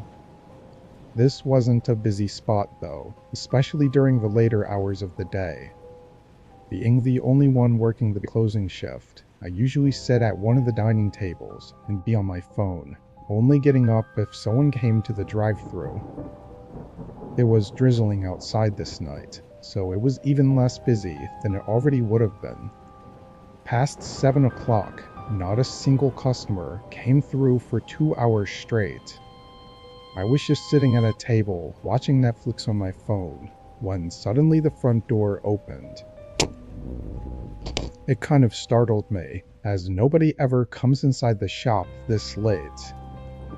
He seemed to not notice me sitting at the table though, because he walked up to a different table on the other end of the store and sat down with his back facing me.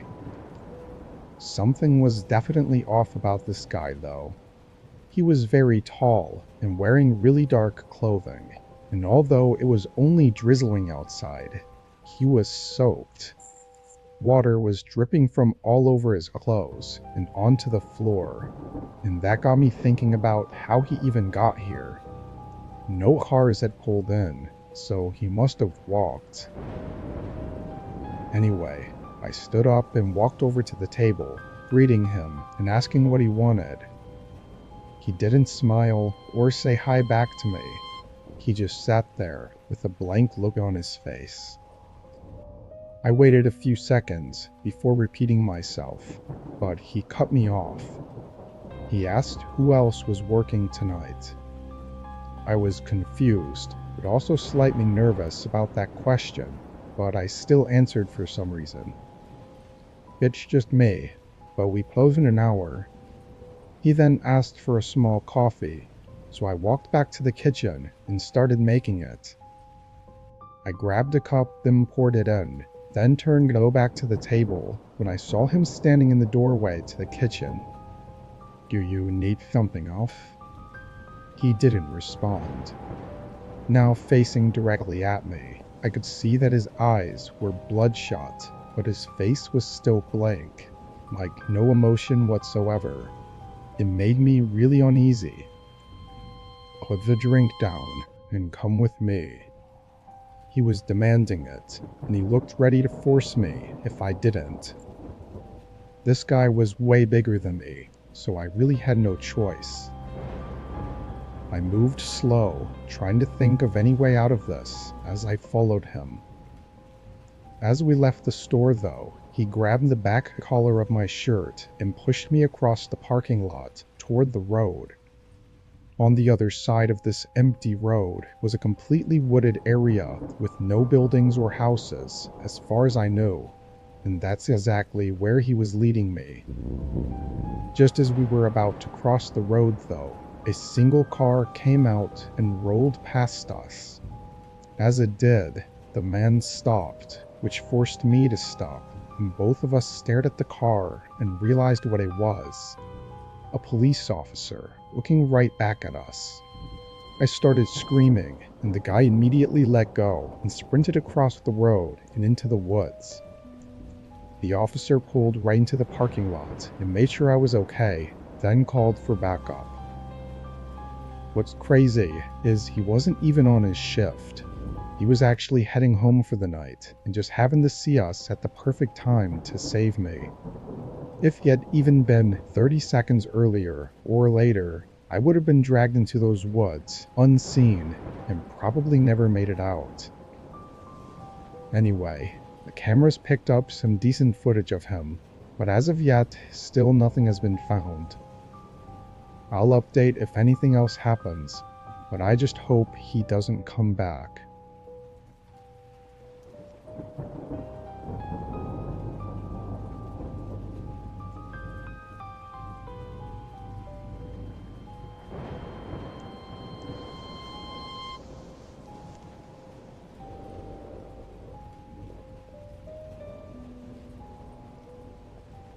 This was almost 2 years ago now. I was doing what I thought was going to be a regular vacation to where my parents live. I had rented an Airbnb for the first time, so I was really excited. The house was on a large plot of land and was very spacious and quiet. I lived in the city, so this was like luxury to me. I set everything in the room and pretty much left right away to see my family. I spent the whole afternoon with them, before heading back to the Airbnb and making a quick snack, then hopping on the couch to watch a movie for the night. It was like 10 or 11, so pretty late, but in the middle of the movie, I heard someone walking outside the house. There was no mistaking that sound, and it just completely threw me off guard. I paused the movie and got up, quickly walking to the back of the house, looking out the back door. It was obviously dark out, but the guy was walking away from the house and toward the trees that were behind it. What's really creepy is that I never heard his footsteps approaching. Like he must have already been standing by the house for a while before I heard him leave.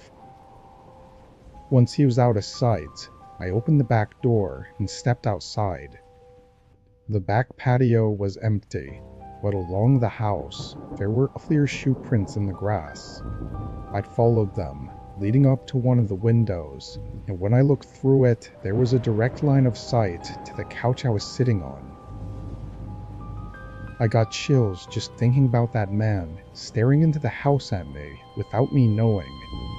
I quickly went back inside and covered up all the windows.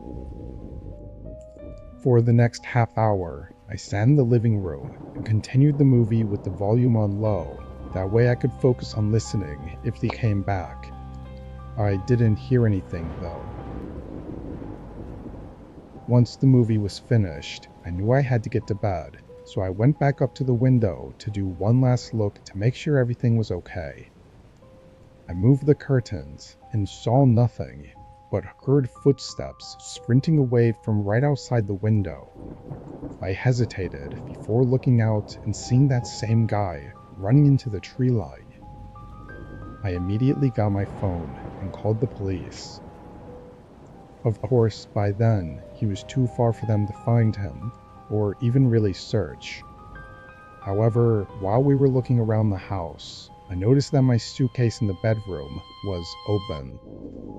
It had clearly been searched through, and a few things were even missing. This probably happened while I was with my family, and the guy could have even been still in the house when I came back, only to sneak out of a window before I saw him. Why he came back afterward is what really disturbs me though. If I hadn't caught him watching me, there's a chance I would have gone right to bed, with him waiting right outside the window.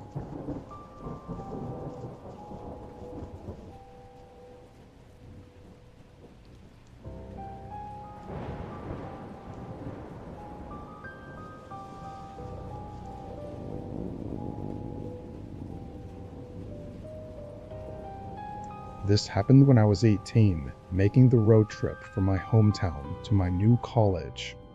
I had all my stuff shoved into the trunk and backseat of my cheap SUV. This was not only my first long road trip alone, but was also going to be my first time being away from my family for an extended amount of time, so my nerves were reasonably high. Anyway, the directions I was taking said it was 600 miles total, which I split into 2 days of driving.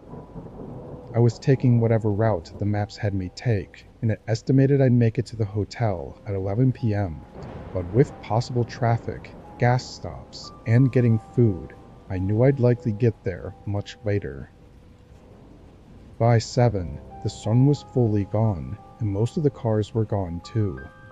Every once in a while, a car would pass by, and I'd see their headlights slowly fade out in front of me, but for most of the drive, it was just me. This actually made me really tired and bored. Around 10, I decided I'd stop at the next gas station before making the final stretch of the drive. About 10 minutes later, I exited the road and entered a gas station. Being so far out, this wasn't a town or anything. It was literally just a gas station with a few pumps and a tiny convenience store. I didn't see any other cars on the road or in the lot, and not even any lights from any nearby houses or buildings in the distance. I pulled right up to a pump and got out to start topping off my tank, and as I looked around, I almost got jump scared by a guy walking up to me. In comparison to myself, he was much older, probably 50s if I had to guess, and he honestly looked homeless. But regardless, being approached out here wasn't something I was expecting, and his short smile didn't make me feel any more comfortable. "Hi, do you need something?" I said, hoping he wouldn't walk any closer. The man stopped a few feet from my car and looked around almost cautiously before responding. "Take the exit back onto the highway." I looked at him confused, not sure if I was understanding him right. He pointed behind me at the exit I came from and repeated himself. "Take the exit back onto the highway." After a second, I said okay, then the man walked off, but I was still really confused. The exit I came from that he wanted me to take again was a one-way road, so by his logic, he wanted me to drive on the wrong side of the road and do a U-turn back onto the highway. It just didn't make any sense. I looked out at the entrance road, the obvious one that I was supposed to take, and there were no signs of any construction or anything blocking it. It just looked like an empty ramp back onto the highway. As I put the pump back and got in my car, I glanced over at the man, who was now just sitting against the side of the convenience store. The more I thought about it though, the more crazy that man seemed just to be sitting out here saying nonsense. I thought maybe this was some kind of trap or something, so I went with my instinct and drove out of the lot and toward the entrance to the highway. As I merged onto it though, I realized pretty much all the streetlights were out. I slowed down, thinking maybe this was a construction zone or something. I kept my eyes focused on the road directly ahead, making sure to be cautious of anything. But while I made my way through the unlit road, I saw only a brief outline of a figure to my left before a pickup truck came out of nowhere and stopped right in front of my car. Every door opened as 4 men jumped out of the truck and started running up to my car, holding weapons of all kinds. Metal bats, machetes, knives, and not even anything covering their faces. They just had this emotionless gaze, like they felt nothing of what they were doing. I quickly started backing up as they got just a few feet away from my windows.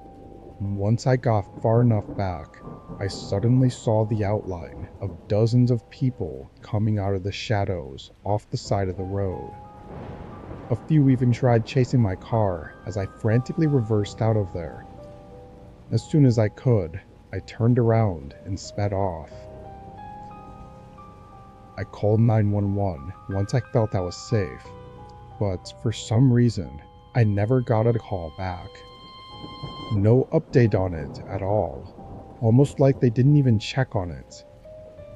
Ironically though, it was the creepy old guy at the gas station that tried to prevent me from even getting caught up in that mess.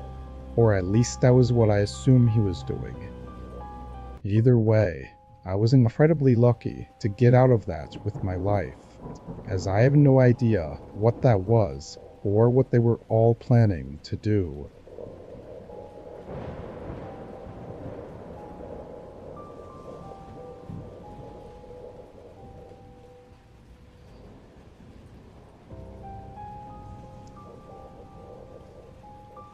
It was a typical Friday after my college classes were out, and I was spending the night doing DoorDash. This was my regular routine, dashing on the weekends to help me pay for all my living expenses while on campus. The night started well, getting a lot of orders done and making a good amount, and then it hit a stalemate after the big dinner rush. Very few orders were showing up, and the ones that did, they were very low paying, basically waste of time orders. But then after an hour of aimlessly driving around, an order came through that wasn't too bad. It was 8 miles away, but the payment was well worth it. It was nothing absurd, but enough to make it not a ripoff like a lot of the other ones were. I accepted the order and ran into the restaurant to grab the bag, then hopped in my car and started driving. The map said it would take 30 minutes, which I think was the longest of any orders I'd done up until this point.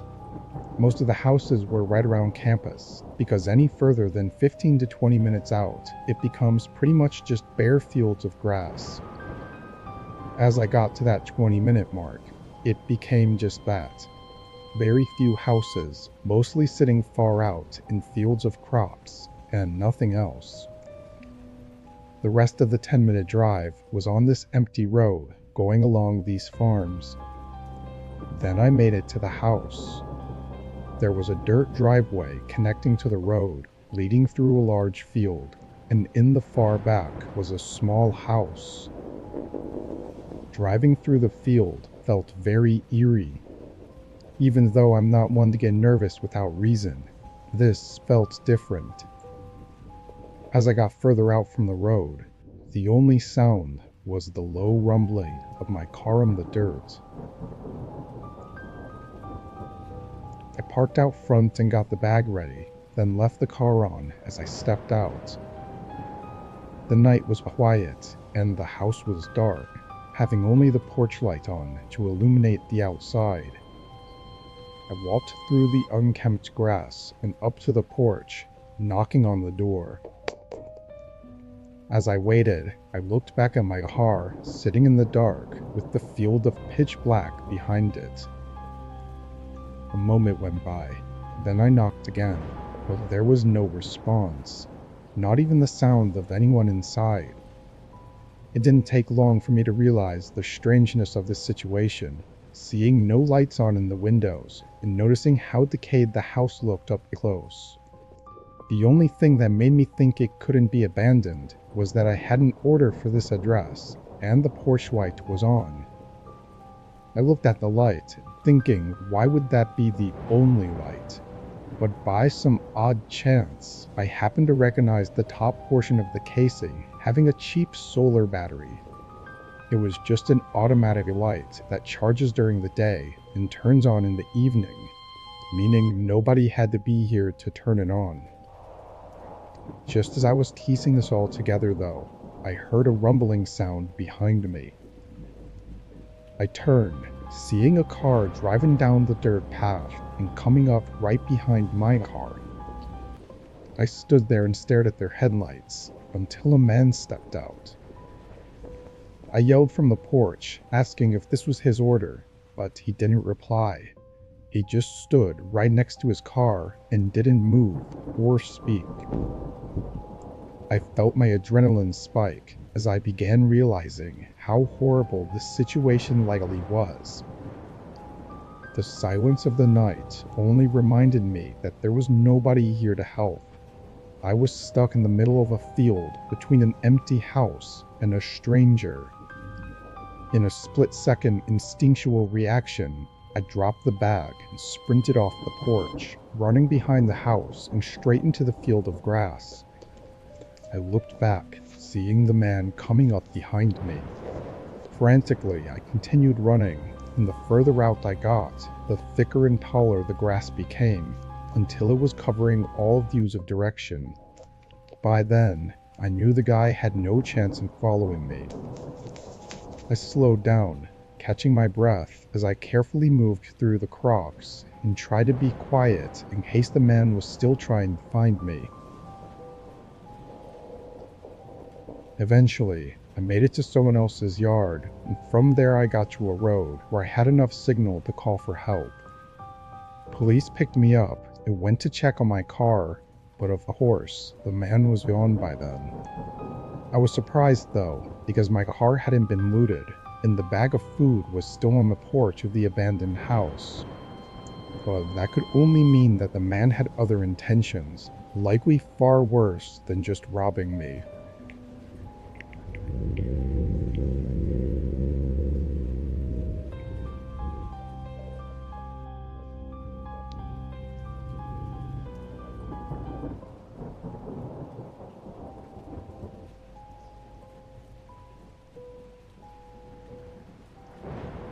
A couple years ago, I applied for a temporary job at a local gas station.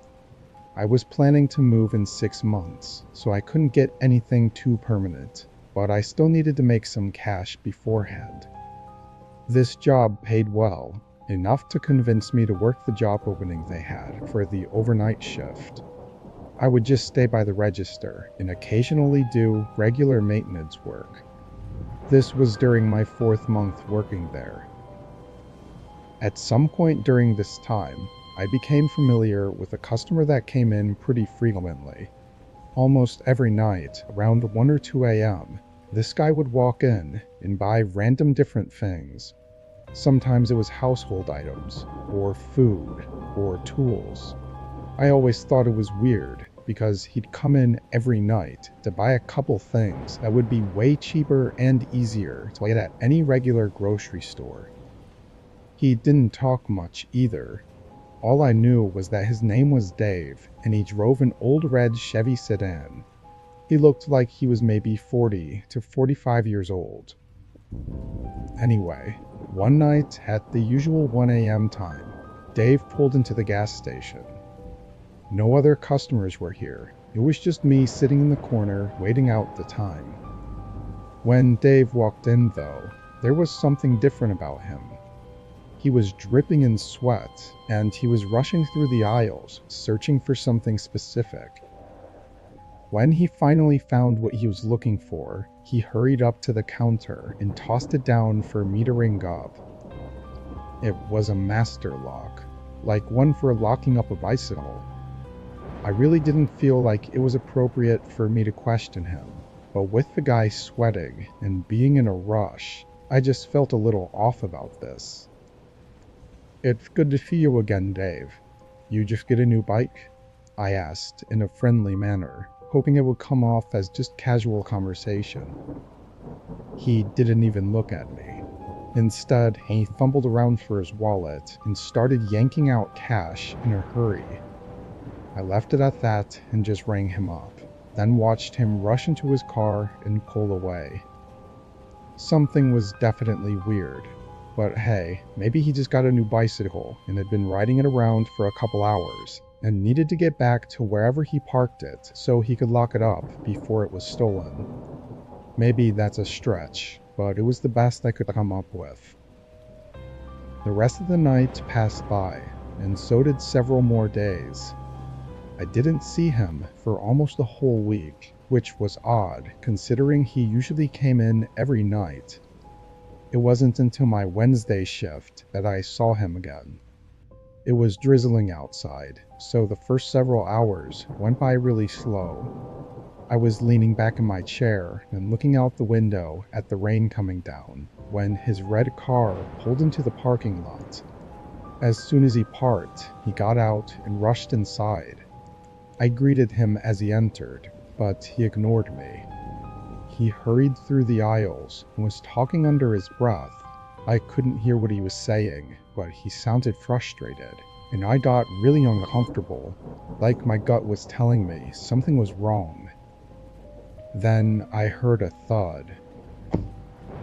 My eyes shifted to the window, looking at the direction it came from, and the only thing there was Dave's car. It was a loud thud, too, like someone kicking the inside of the door. After a second, I looked back at Dave. He wasn't rushing anymore. He was standing in the aisle, staring directly at me, as if I'd just discovered something that I shouldn't have.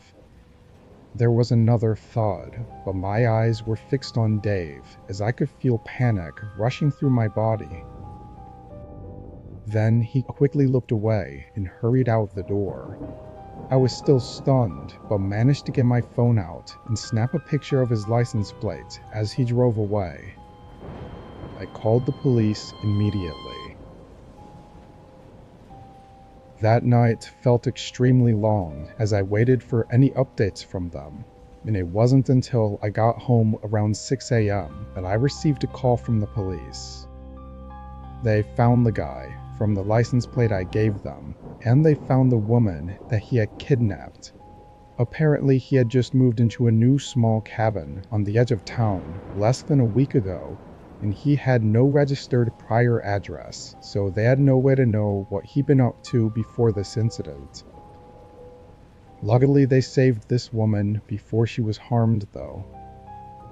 Also, it turned out Dave wasn't his real name, which isn't surprising, but at least he's locked up for good now.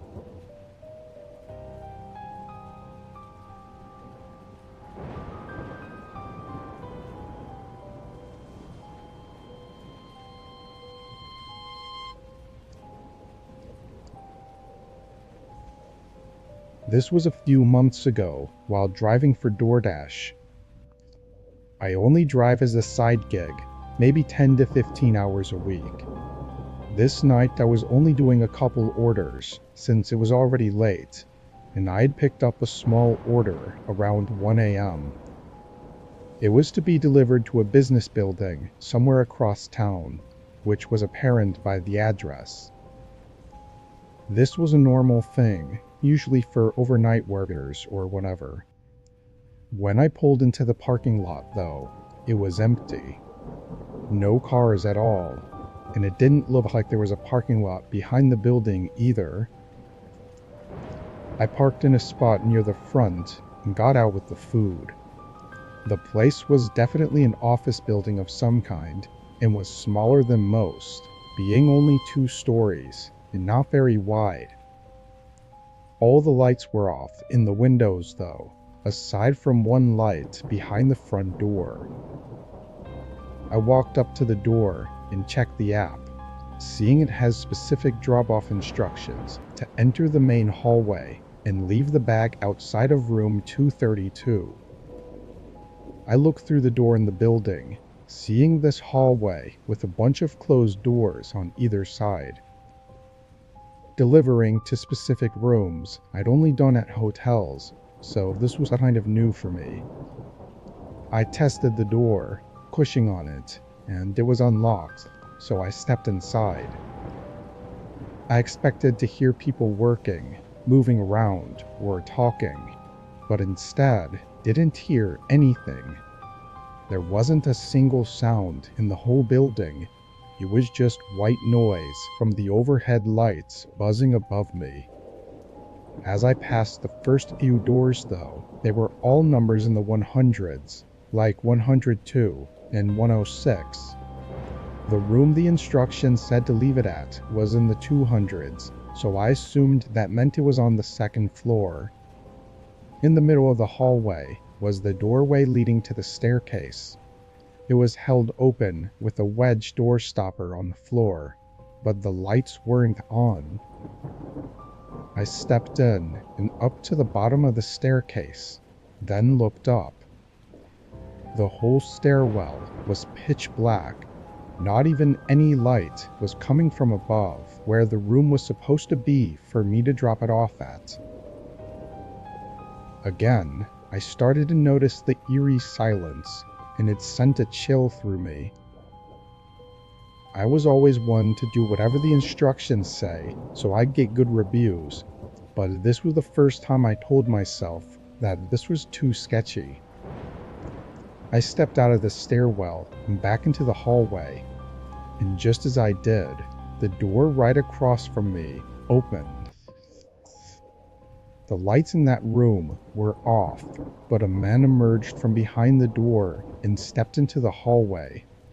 He was wearing street clothes and just didn't look like an office worker at all. But he stood in front of me and pointed past me at the stairwell. 232 is up there. I nodded, but didn't move, and neither did he. He just looked me in the eyes with a look like he was suppressing his anger. After an intense few seconds, I dropped the bag on the ground and started quickly walking to the exit. The man didn't follow me, but I heard his footsteps go into the stairwell and up the stairs as I left the building. I got in my car and left. I didn't know what that was, or if I was maybe overreacting about it, so I didn't call the police. The following day, though, the police actually called me. Apparently the office reported a break-in, and in the CCTV footage, they saw my car and license plate, tracking it back to me. They also had footage of the break-in, and so they hauled me in to question me about any information I might have. I didn't have much to give, but it turned out there were actually 3 people that broke inside. One was downstairs, who I saw, but the other 2 were shown on the cameras to be hiding at the top of the stairs, seemingly waiting for me to go up. Disturbingly, several other delivery orders were made to that same office that night. All of the other drivers were smarter than I was, though, leaving the orders outside by the front door. What would have taken place in that office had any of us gone up to the 2nd floor is unknown, but hopefully police can find the 3 men before anyone falls victim to it.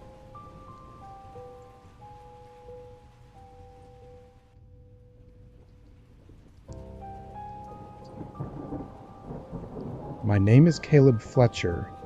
I'm 16 years old, and this took place around 8 to 9 months ago, on the 24th of August, which was a Saturday. School had been going on for about 2 weeks, so to de-stress a little, I decided to see if my friends, well called Griffin and Broly, wanted to hop on Fortnite. My mom and sister were out shopping. My dad was working, and I was bored. It was around 8 p.m. when we finally got on to play, because I had decided to make pizza rolls beforehand and ended up burning the batch. After a few rounds, I could tell my friends were getting tired of losing, so they got off after only an hour. I planned on just lying down with my phone and going to bed. That was until I heard my 2 dogs barking outside. It's not unusual for them to bark, given how people typically walk on the side of the road, but I still looked anyway, just to make sure. I didn't see anybody, but seconds after looking out the window, I heard our garage door open and shut. That usually means my dad is home from work, but I didn't see his van outside, and he had texted me earlier telling me that he would be working late tonight. I decided to walk downstairs into the dining room and look out the window to get a better view. From there, I could see that our driveway was empty. There wasn't a person or vehicle in sight. I wasn't the type to go investigate, so I ran back up to my bedroom and texted my family group chat to ask if anybody was home. I told my mom about the garage door, and she told me to turn off the lights, lock my bedroom, and stay there until she got home. So I did just that. About 15 minutes later, I thought I heard our wooden floor downstairs creaking, like someone was trying to be sneaky. I didn't have anything to use as a weapon, so I unclipped my microphone's boom arm from my desk and quietly opened the door. I walked out onto our upstairs balcony and looked over, trying to see if I could spot anyone hiding or anything suspicious. I stupidly yelled, "Is anybody there?" like they were really going to answer. I thought everything was fine though, until I saw a large silhouette of someone standing underneath the balcony. I panicked and ran to the closest room with a door, which happened to be my small bathroom. The intruder must have known I noticed them, because I heard loud and fast footsteps running up our stairs as I locked myself in the bathroom. I had stupidly left my phone in the bedroom, which was the room right next to me. After I built up enough courage, I bolted into my bedroom, locking the door as soon as I got in. My sister's room was right across from mine, and its door was open, so I figured the intruder must have been in there. After locking my bedroom door, I grabbed my phone and typed 911 into it. Just before I called, I noticed that the storage room in my wall was open just a tad. I saw a dark brown eye peeking through the crevice, staring into my soul. The pure terror I felt in that moment is something I'll never forget. I booked it down the stairs and out my front door, running up the hill to my neighbor's house. He was a police officer. He alerted the other cops while I stayed with his wife, and he went down to investigate. I told him exactly where the intruder was, hiding in my bedroom. Minutes later, I ran back down the hill to see if the intruder had been caught. When I walked in, I saw a tall, skinny man with a gray beard and a dirty black coat being pushed onto the floor by my neighbor as he was getting handcuffed. I'm not allowed to be home alone anymore, and we have better security around our house now. My family was just happy to know I wasn't hurt, and they were thankful for my neighbor's bravery. I don't wish an experience like this on anybody, not even my worst enemy.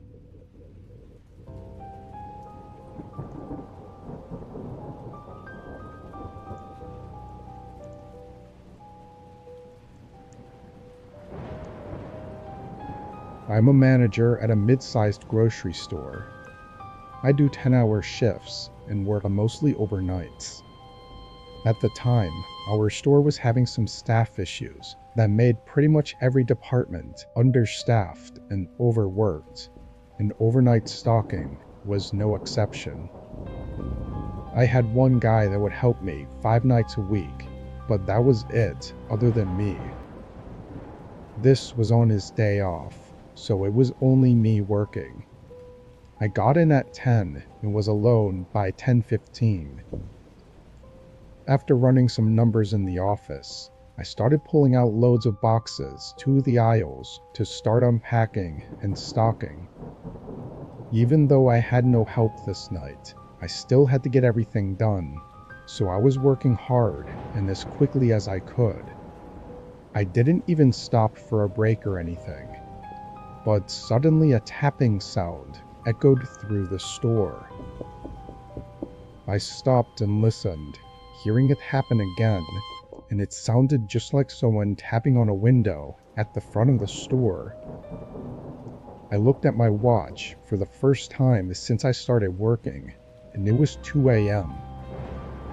Time had flown by, but there was no reason anyone should be here. I walked down the aisle and to the front, where I quickly saw someone outside the store. He was leaning against the window and trying to look inside. He spotted me as I walked up and stared at me. When I was just on the other side, I asked what he wanted. The man, looking like he was homeless, told me to open the door. He had a straight face, no smile or anything. I said we were closed and he couldn't be here. then turned to walk away, but the man immediately banged on the window. Not tapping like he was before. This was now harsh banging. I looked back at him, and he was clearly enraged, with his fist against the glass. Thinking this guy was crazy, I told him I'd call the cops if he doesn't leave, then started pulling my phone out to show I was serious, and only then did he step away from the window. He still had that angry look as he walked away and into the parking lot. Seeing him leave, I put my phone away and got back to work. We get a lot of crazy customers around here, so I didn't think on it too much.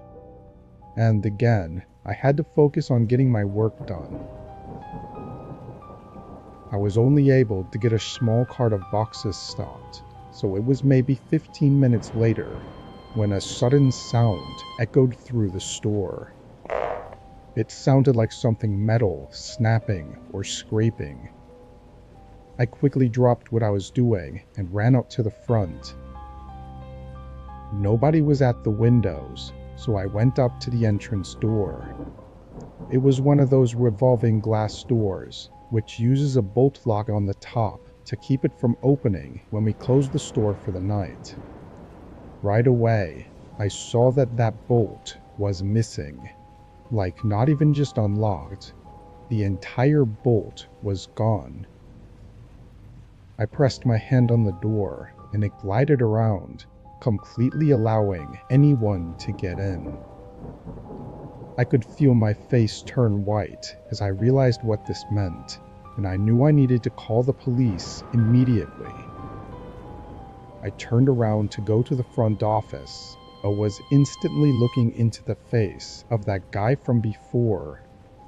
He was only a few feet from me, still having that enraged stare. I didn't hesitate to run out the revolving door, hearing the guy follow close behind me. As I ran out into the parking lot, an old van came speeding up to the front. It nearly hit me, but I just kept running until I got to my car. When I rushed in, I noticed the guy wasn't chasing me anymore, and the van was now speeding out of the parking lot. I called the cops and spent the next couple hours explaining what happened. It wasn't until the next day that we got security footage of the man breaking inside, but it wasn't the best image quality. We can say almost for sure that they were trying to get me into their van, but we have no way to know why. I'm sure if I'd not been as quick though, I probably wouldn't have ever been seen again.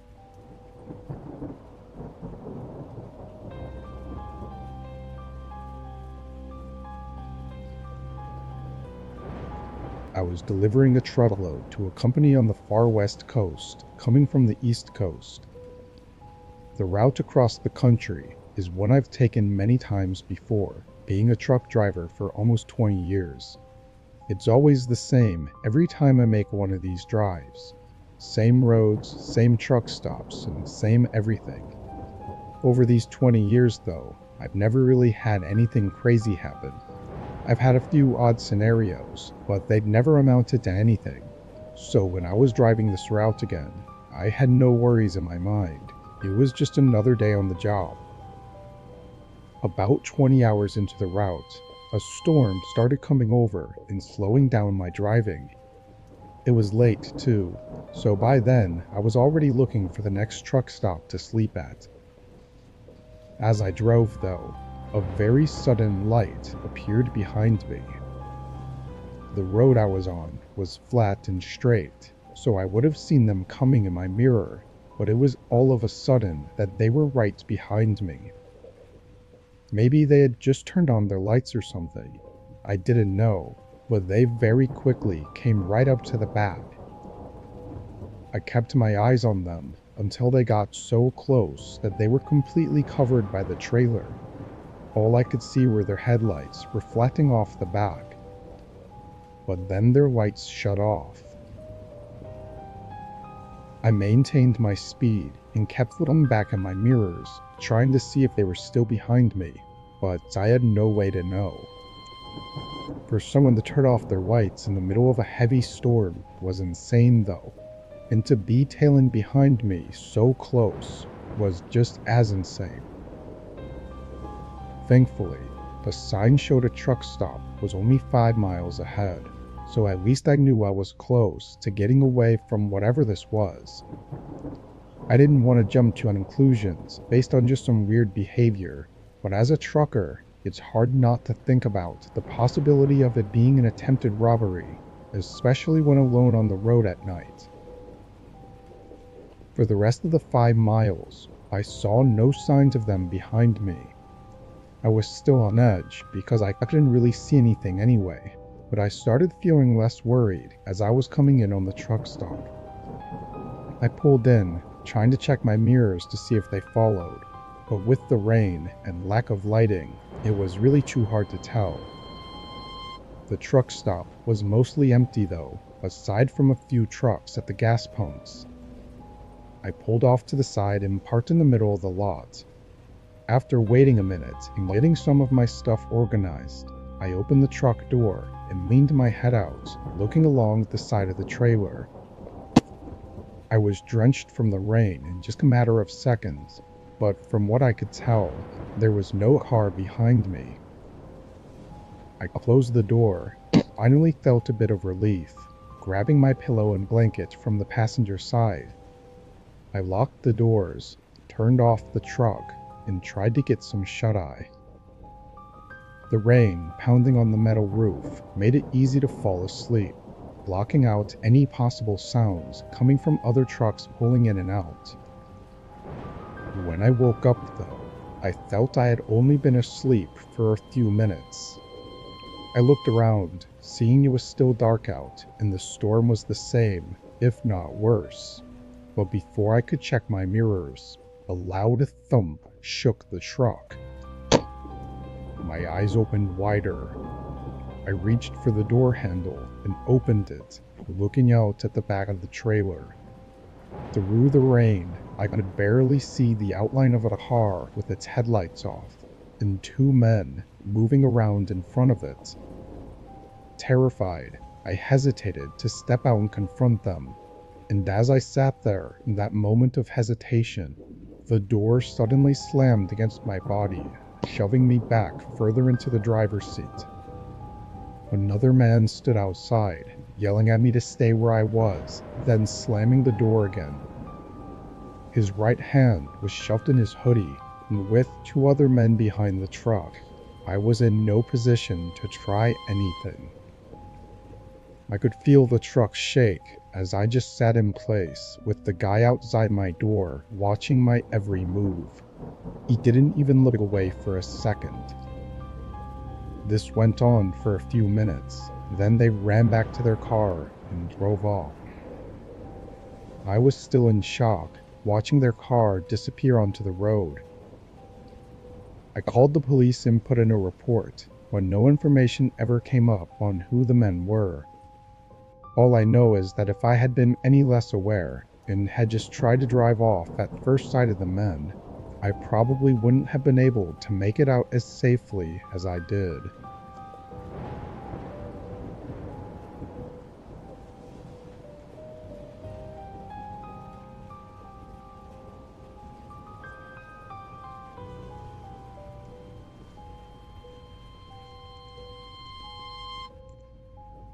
This was in 2016.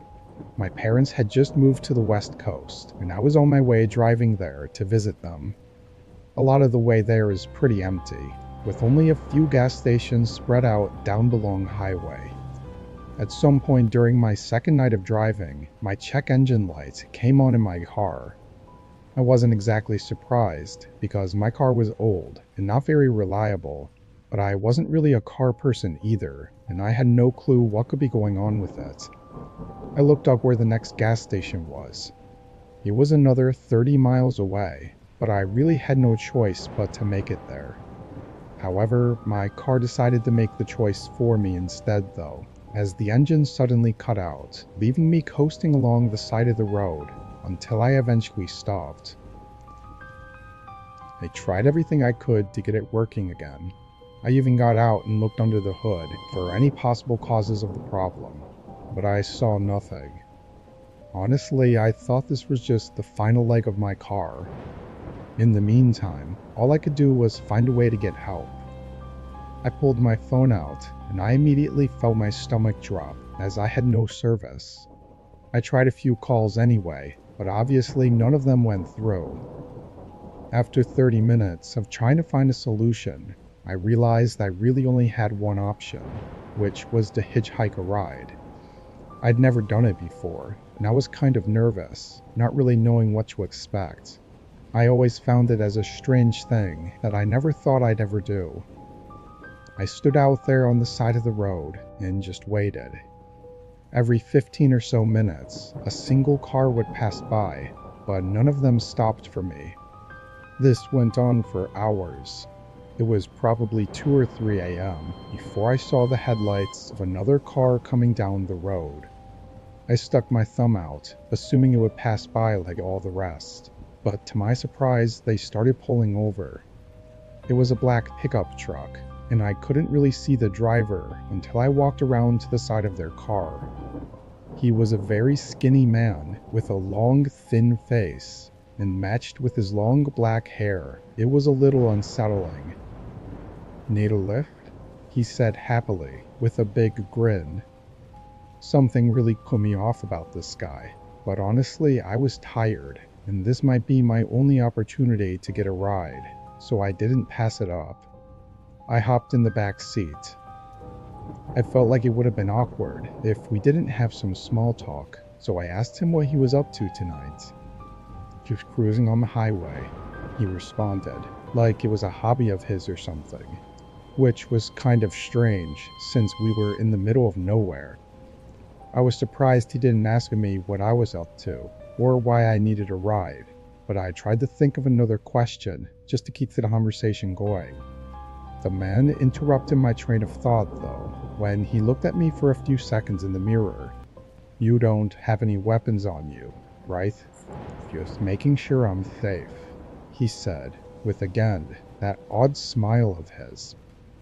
I said no, thinking it was a strange question to bluntly ask, but maybe he really was just trying to watch out for himself. I don't know, but after that I stopped talking. 10 more minutes went by as I just stared out the window before the man made a sudden turn off the highway and onto a dirt road.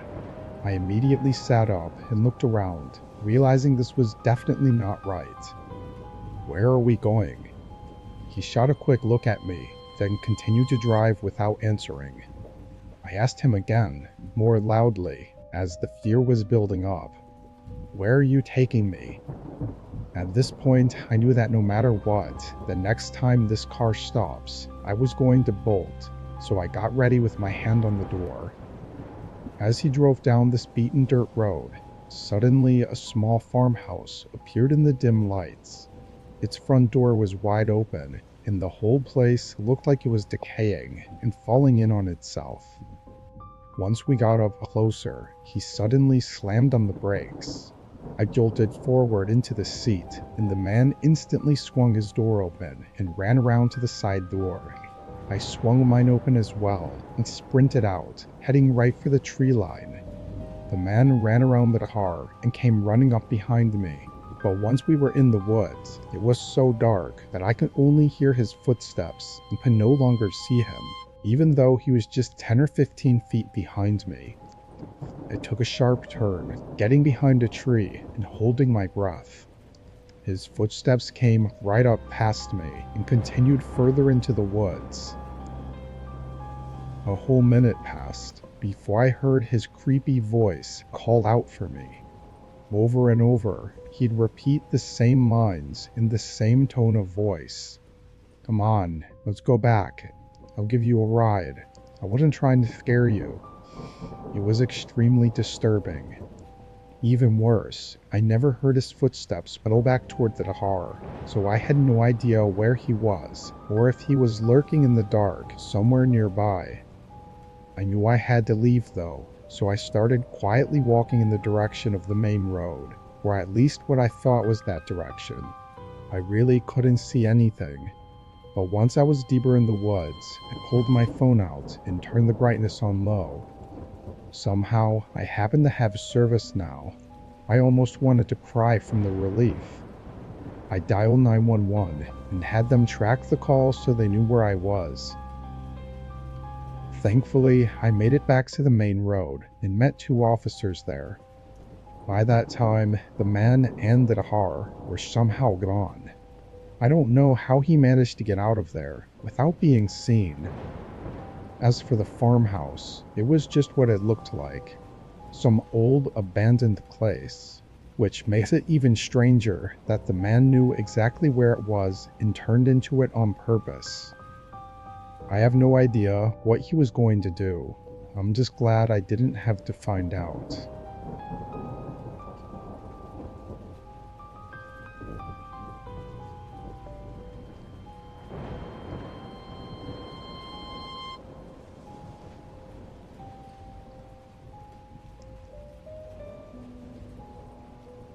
This was only a few months ago. I was spending the weekend cozying up inside, as it was the end of winter, and these were the last few days of cold before it was supposed to start heating up. This night, it was rainy and cold, so I had nothing better to do than watch some movies and relax. But it was sometime not too long after dinner that there was a knock at the door. I got up and walked over, but looking out the peephole, I didn't recognize the man. He was wearing some brown jacket and a beanie, and he was holding a snow shovel. Seeing as there wasn't any snow on the ground, I didn't understand what he was here for. I cracked the door just an inch and asked what he wanted. It took all but 5 seconds of listening to him to know he was up to no good. He stumbled over his words and was trying to tell me a whole story about how he was just a friendly guy looking for any jobs to do in my yard. Something felt off about it and unnatural, so I said no thanks and started shutting the door, but the guy quickly put his hand on it.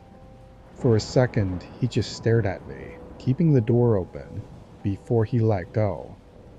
I shut and locked it, and after processing what happened, I looked back out the window. He walked down to the sidewalk and disappeared in the rainy fog. I watched for another minute to make sure he'd actually left for good, then I went back to my movie. The guy was definitely sketchy, but I didn't think he would come back or anything. It would probably just go on to the next house. The rain had picked up over the next hour. I was still in the living room and had started another movie, although I knew I was probably too tired to finish it. My eyes were drifting in and out, but randomly, there was a thump above me that shook me awake. It was just one thump, and was kind of hard to tell how loud it actually was, with the rain outside. But what was odd about it was that it was definitely from above me.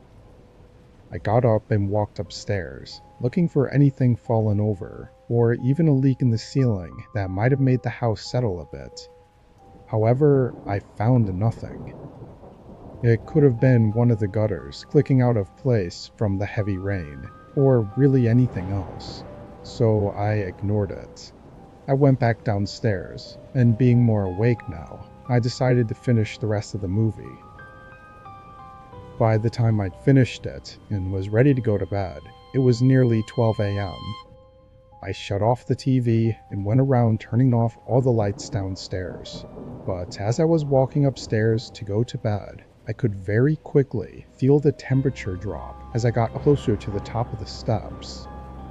Maybe I was too tired to give it much thought, but when I got upstairs and started closing each of the doors that I'd opened earlier, I noticed something from the corner of one of the rooms. The window was cracked open. I must have stared at it for a whole 10 seconds, thinking how impossible that was, and just being extremely confused. I walked over and looked at it closer. It was one of the windows that had a small roof overhang under it. and before I closed it, I barely could see an imprint on the windowsill of what looked like a shoe.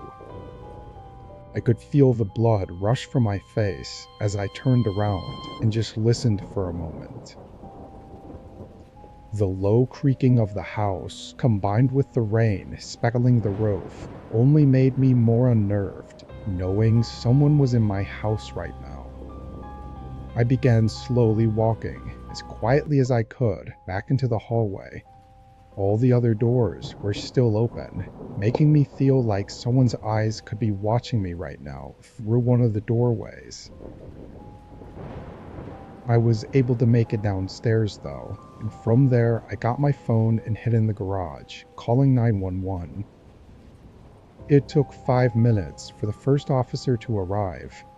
I heard nothing but the rain during that time. Once I let the officer in, I waited on my porch as he searched the home. About 2 minutes later, I heard him haul out upstairs, and then he came down, holding a guy in handcuffs.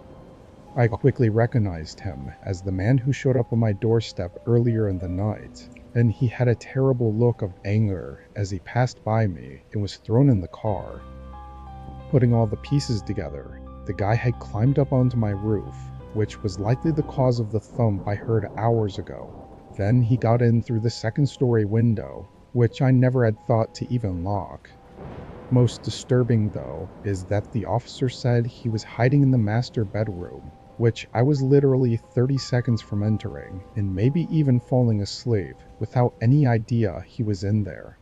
The guy even took his shoes off after climbing in the window to not let his shoe prints show on the carpet. So the fact that I saw the tiny imprint on the windowsill is a miracle. With him going directly to my bedroom, his intentions were clearly malicious, and thankfully the judge agreed.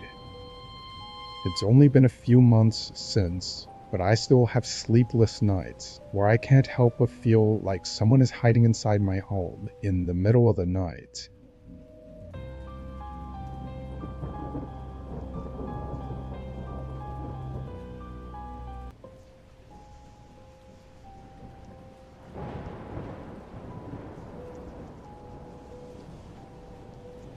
I was driving back from my friend's place in Wisconsin.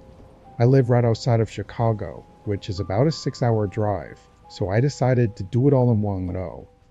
However, I didn't anticipate leaving so late. I wasn't on the road until 8 p.m., but I absolutely had to be home for work the following day, so there was no option to hang out any longer.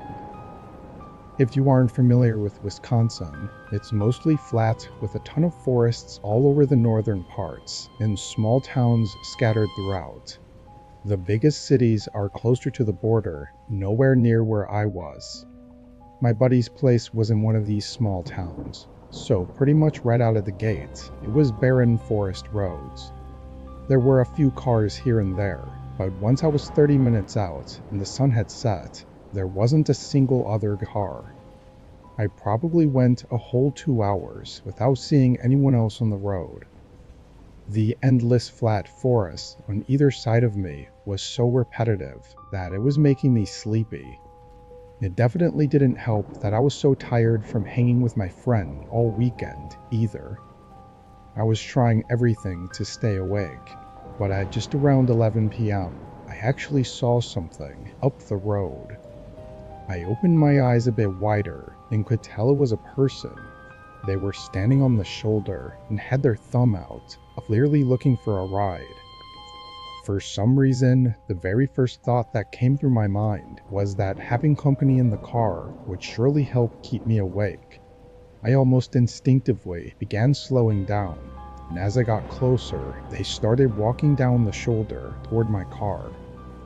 I rolled the window down and pulled up next to them. "Hey, I just need a ride into the next town, if you've got a spare seat for me." It was really dark out, and I couldn't see much of him, but he sounded tired. I let him into the back seat. It wasn't until I started pulling away that the thought even popped into my head about why he was out here. I mean, the middle of the woods in the middle of the night was kind of a weird place to be. I looked in the mirror. The guy was looking at me through the shadow that covered the back seat. He looked like he was 30-ish, with stubble and a buzz cut, but I didn't see a backpack or anything with him. "So, what brought you out here?" he asked me. I told him I was at my friend's place for the weekend and was heading back home to Chicago. Then I asked him the same question. His straight face turned into a fake smile. "Oh, I was just walking on a trail in the woods and got lost along the way, down the road, and figured it best to catch a ride." I thought about his answer for a second. I didn't know about any trails, or really anything at all, in these parts of the woods, but even if there was, he would have had to drive to get here. Why didn't he mention that? Wouldn't he want me to take him to the trailhead instead of into town? I don't know. I was more awake and aware now, and it was making me uneasy the more I thought about it. But then the guy suddenly told me to stop. He told me to pull over and drop him off here. I cautiously did as he said, pulling the car onto the shoulder and parking. We were maybe 5 miles down the road from where I picked him up, and there was still nothing but dense forest all around. The guy quickly opened the door, and without saying anything, he started rushing away, heading for the trees.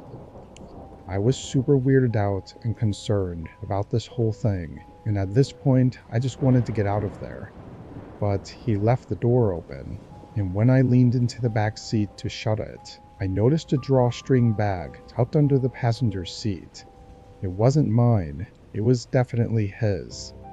I called out for the guy, and he turned around. "Hey, you left your bag." He stood with a straight face and wide, frustrated eyes, staring at me for several uncomfortable seconds. Then he came back. "Your bag, you left it right here." I pointed under the seat, and he hesitated for another several seconds before grabbing it abruptly and turning around, hurrying back into the forest. I reached over and shut the door, then left the area as fast as I could. I was relieved to be away from that guy, knowing that something was definitely up with him. But it was only a few minutes down the road that I started to pick up on an awful odor from the back seat. It got increasingly worse over the next 30 minutes until I got into another small town. I stopped at a gas station and used my phone light to look into the back seat. On the carpet under the passenger seat, right where the drawstring bag had been sitting, there was a deep red stain. I almost threw up as I ran into the gas station and called the police. I gave them all the info I had on what happened, and they cut out the piece of carpet from my car to get tested. They also did a search for the man, but came up empty-handed, only finding a few footprints near the spot I picked him up at. I don't know exactly what was in that bag, but it seems like he was trying to plant it in my car as a means to cover something up. We still have no idea who he was or what he was up to that night.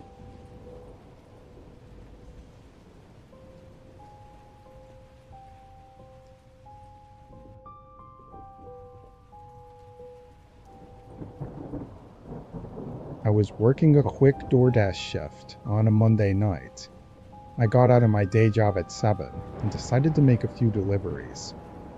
It was a pretty regular, quiet night with nothing much to note. I delivered about 7 or 8 orders before I took my last one for the night. I drove it down to the house and dropped it off, then started heading back into town where my apartment was. It was around 10 o'clock now, and after that delivery, I was about 20 minutes out in the farmland that surrounds our town.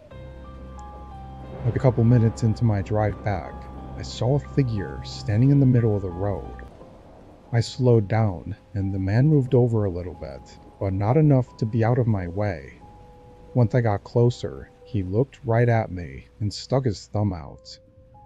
In my headlights, I could tell he was an older guy, like early 50s, and he had a large backpack over his shoulders.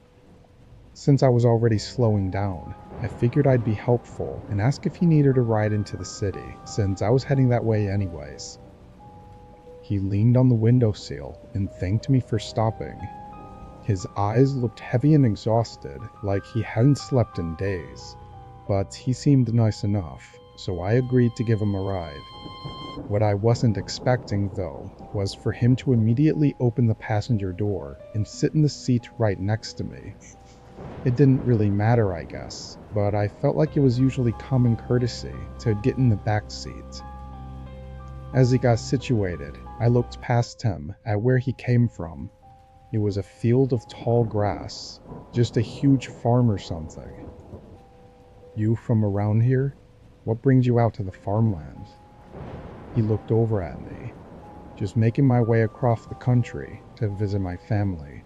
Don't have a car, so I'd been hitching rides." I thought that was pretty interesting, so I asked more about where he was from, but he gave me very vague and uninterested answers. A couple times I caught him looking into my back seat. Not just quick glances though, like he was running his eyes through the whole back seat and looking for something. Something about this guy started to make me feel off. He wasn't talking much and was just acting really unusual. "Is everything okay?" I asked. I still had my eyes on the road, but he didn't say anything, so then I looked over at him. My eyes were drawn to his disturbing stare before I noticed the knife he had clenched in his right hand. "Stop the car." I didn't say a word and parked right in the middle of the road. I was terrified and just thought if I let him take whatever he wanted, then I'd get out unharmed, so that's exactly what I was going to do. As soon as the car was in park, I turned to open my door, but he quickly stopped me. "Get in the back," he demanded, still punching the knife. I froze up for a moment, realizing we were in the middle of empty fields, and that if I get in the back, I'll probably never have another chance to escape. He told me again, and that's also when I noticed his large backpack was slightly open by his feet, revealing a thick bundle of rope. I had no choice but to try my luck escaping now, before it was too late. I opened the door and jumped out of the car in one swift motion. The man tried jumping across the front seat to grab me, but I sprinted to the other side of the road and into the tall grass. I kept on running through the field until I felt like he couldn't find me. Then I stood still and waited. He yelled a few times from the road, but then it went quiet. All I could hear was the wind blowing the grass around. I stood still and motionless for a good 15 minutes before I slowly made my way back toward the road. I looked through the grass and could see my headlights still beaming onto the pavement and the driver door still open. The man was nowhere to be seen. After scoping it out for another minute, I sprinted up and grabbed my phone, then ran back into the grass and called 911. I didn't know if he was still hiding somewhere, waiting for me, so I didn't risk staying up there. Eventually the police showed up though. I couldn't believe the man didn't drive away in my car. He must have just grabbed his backpack and run off into the other field, or maybe even tried chasing me through the grass and just didn't find me. Either way, it clearly showed that his intentions were not to just rob me of my belongings, which makes the scenario 100 times more disturbing. I gave the police a description of the man, but there still haven't been any sightings.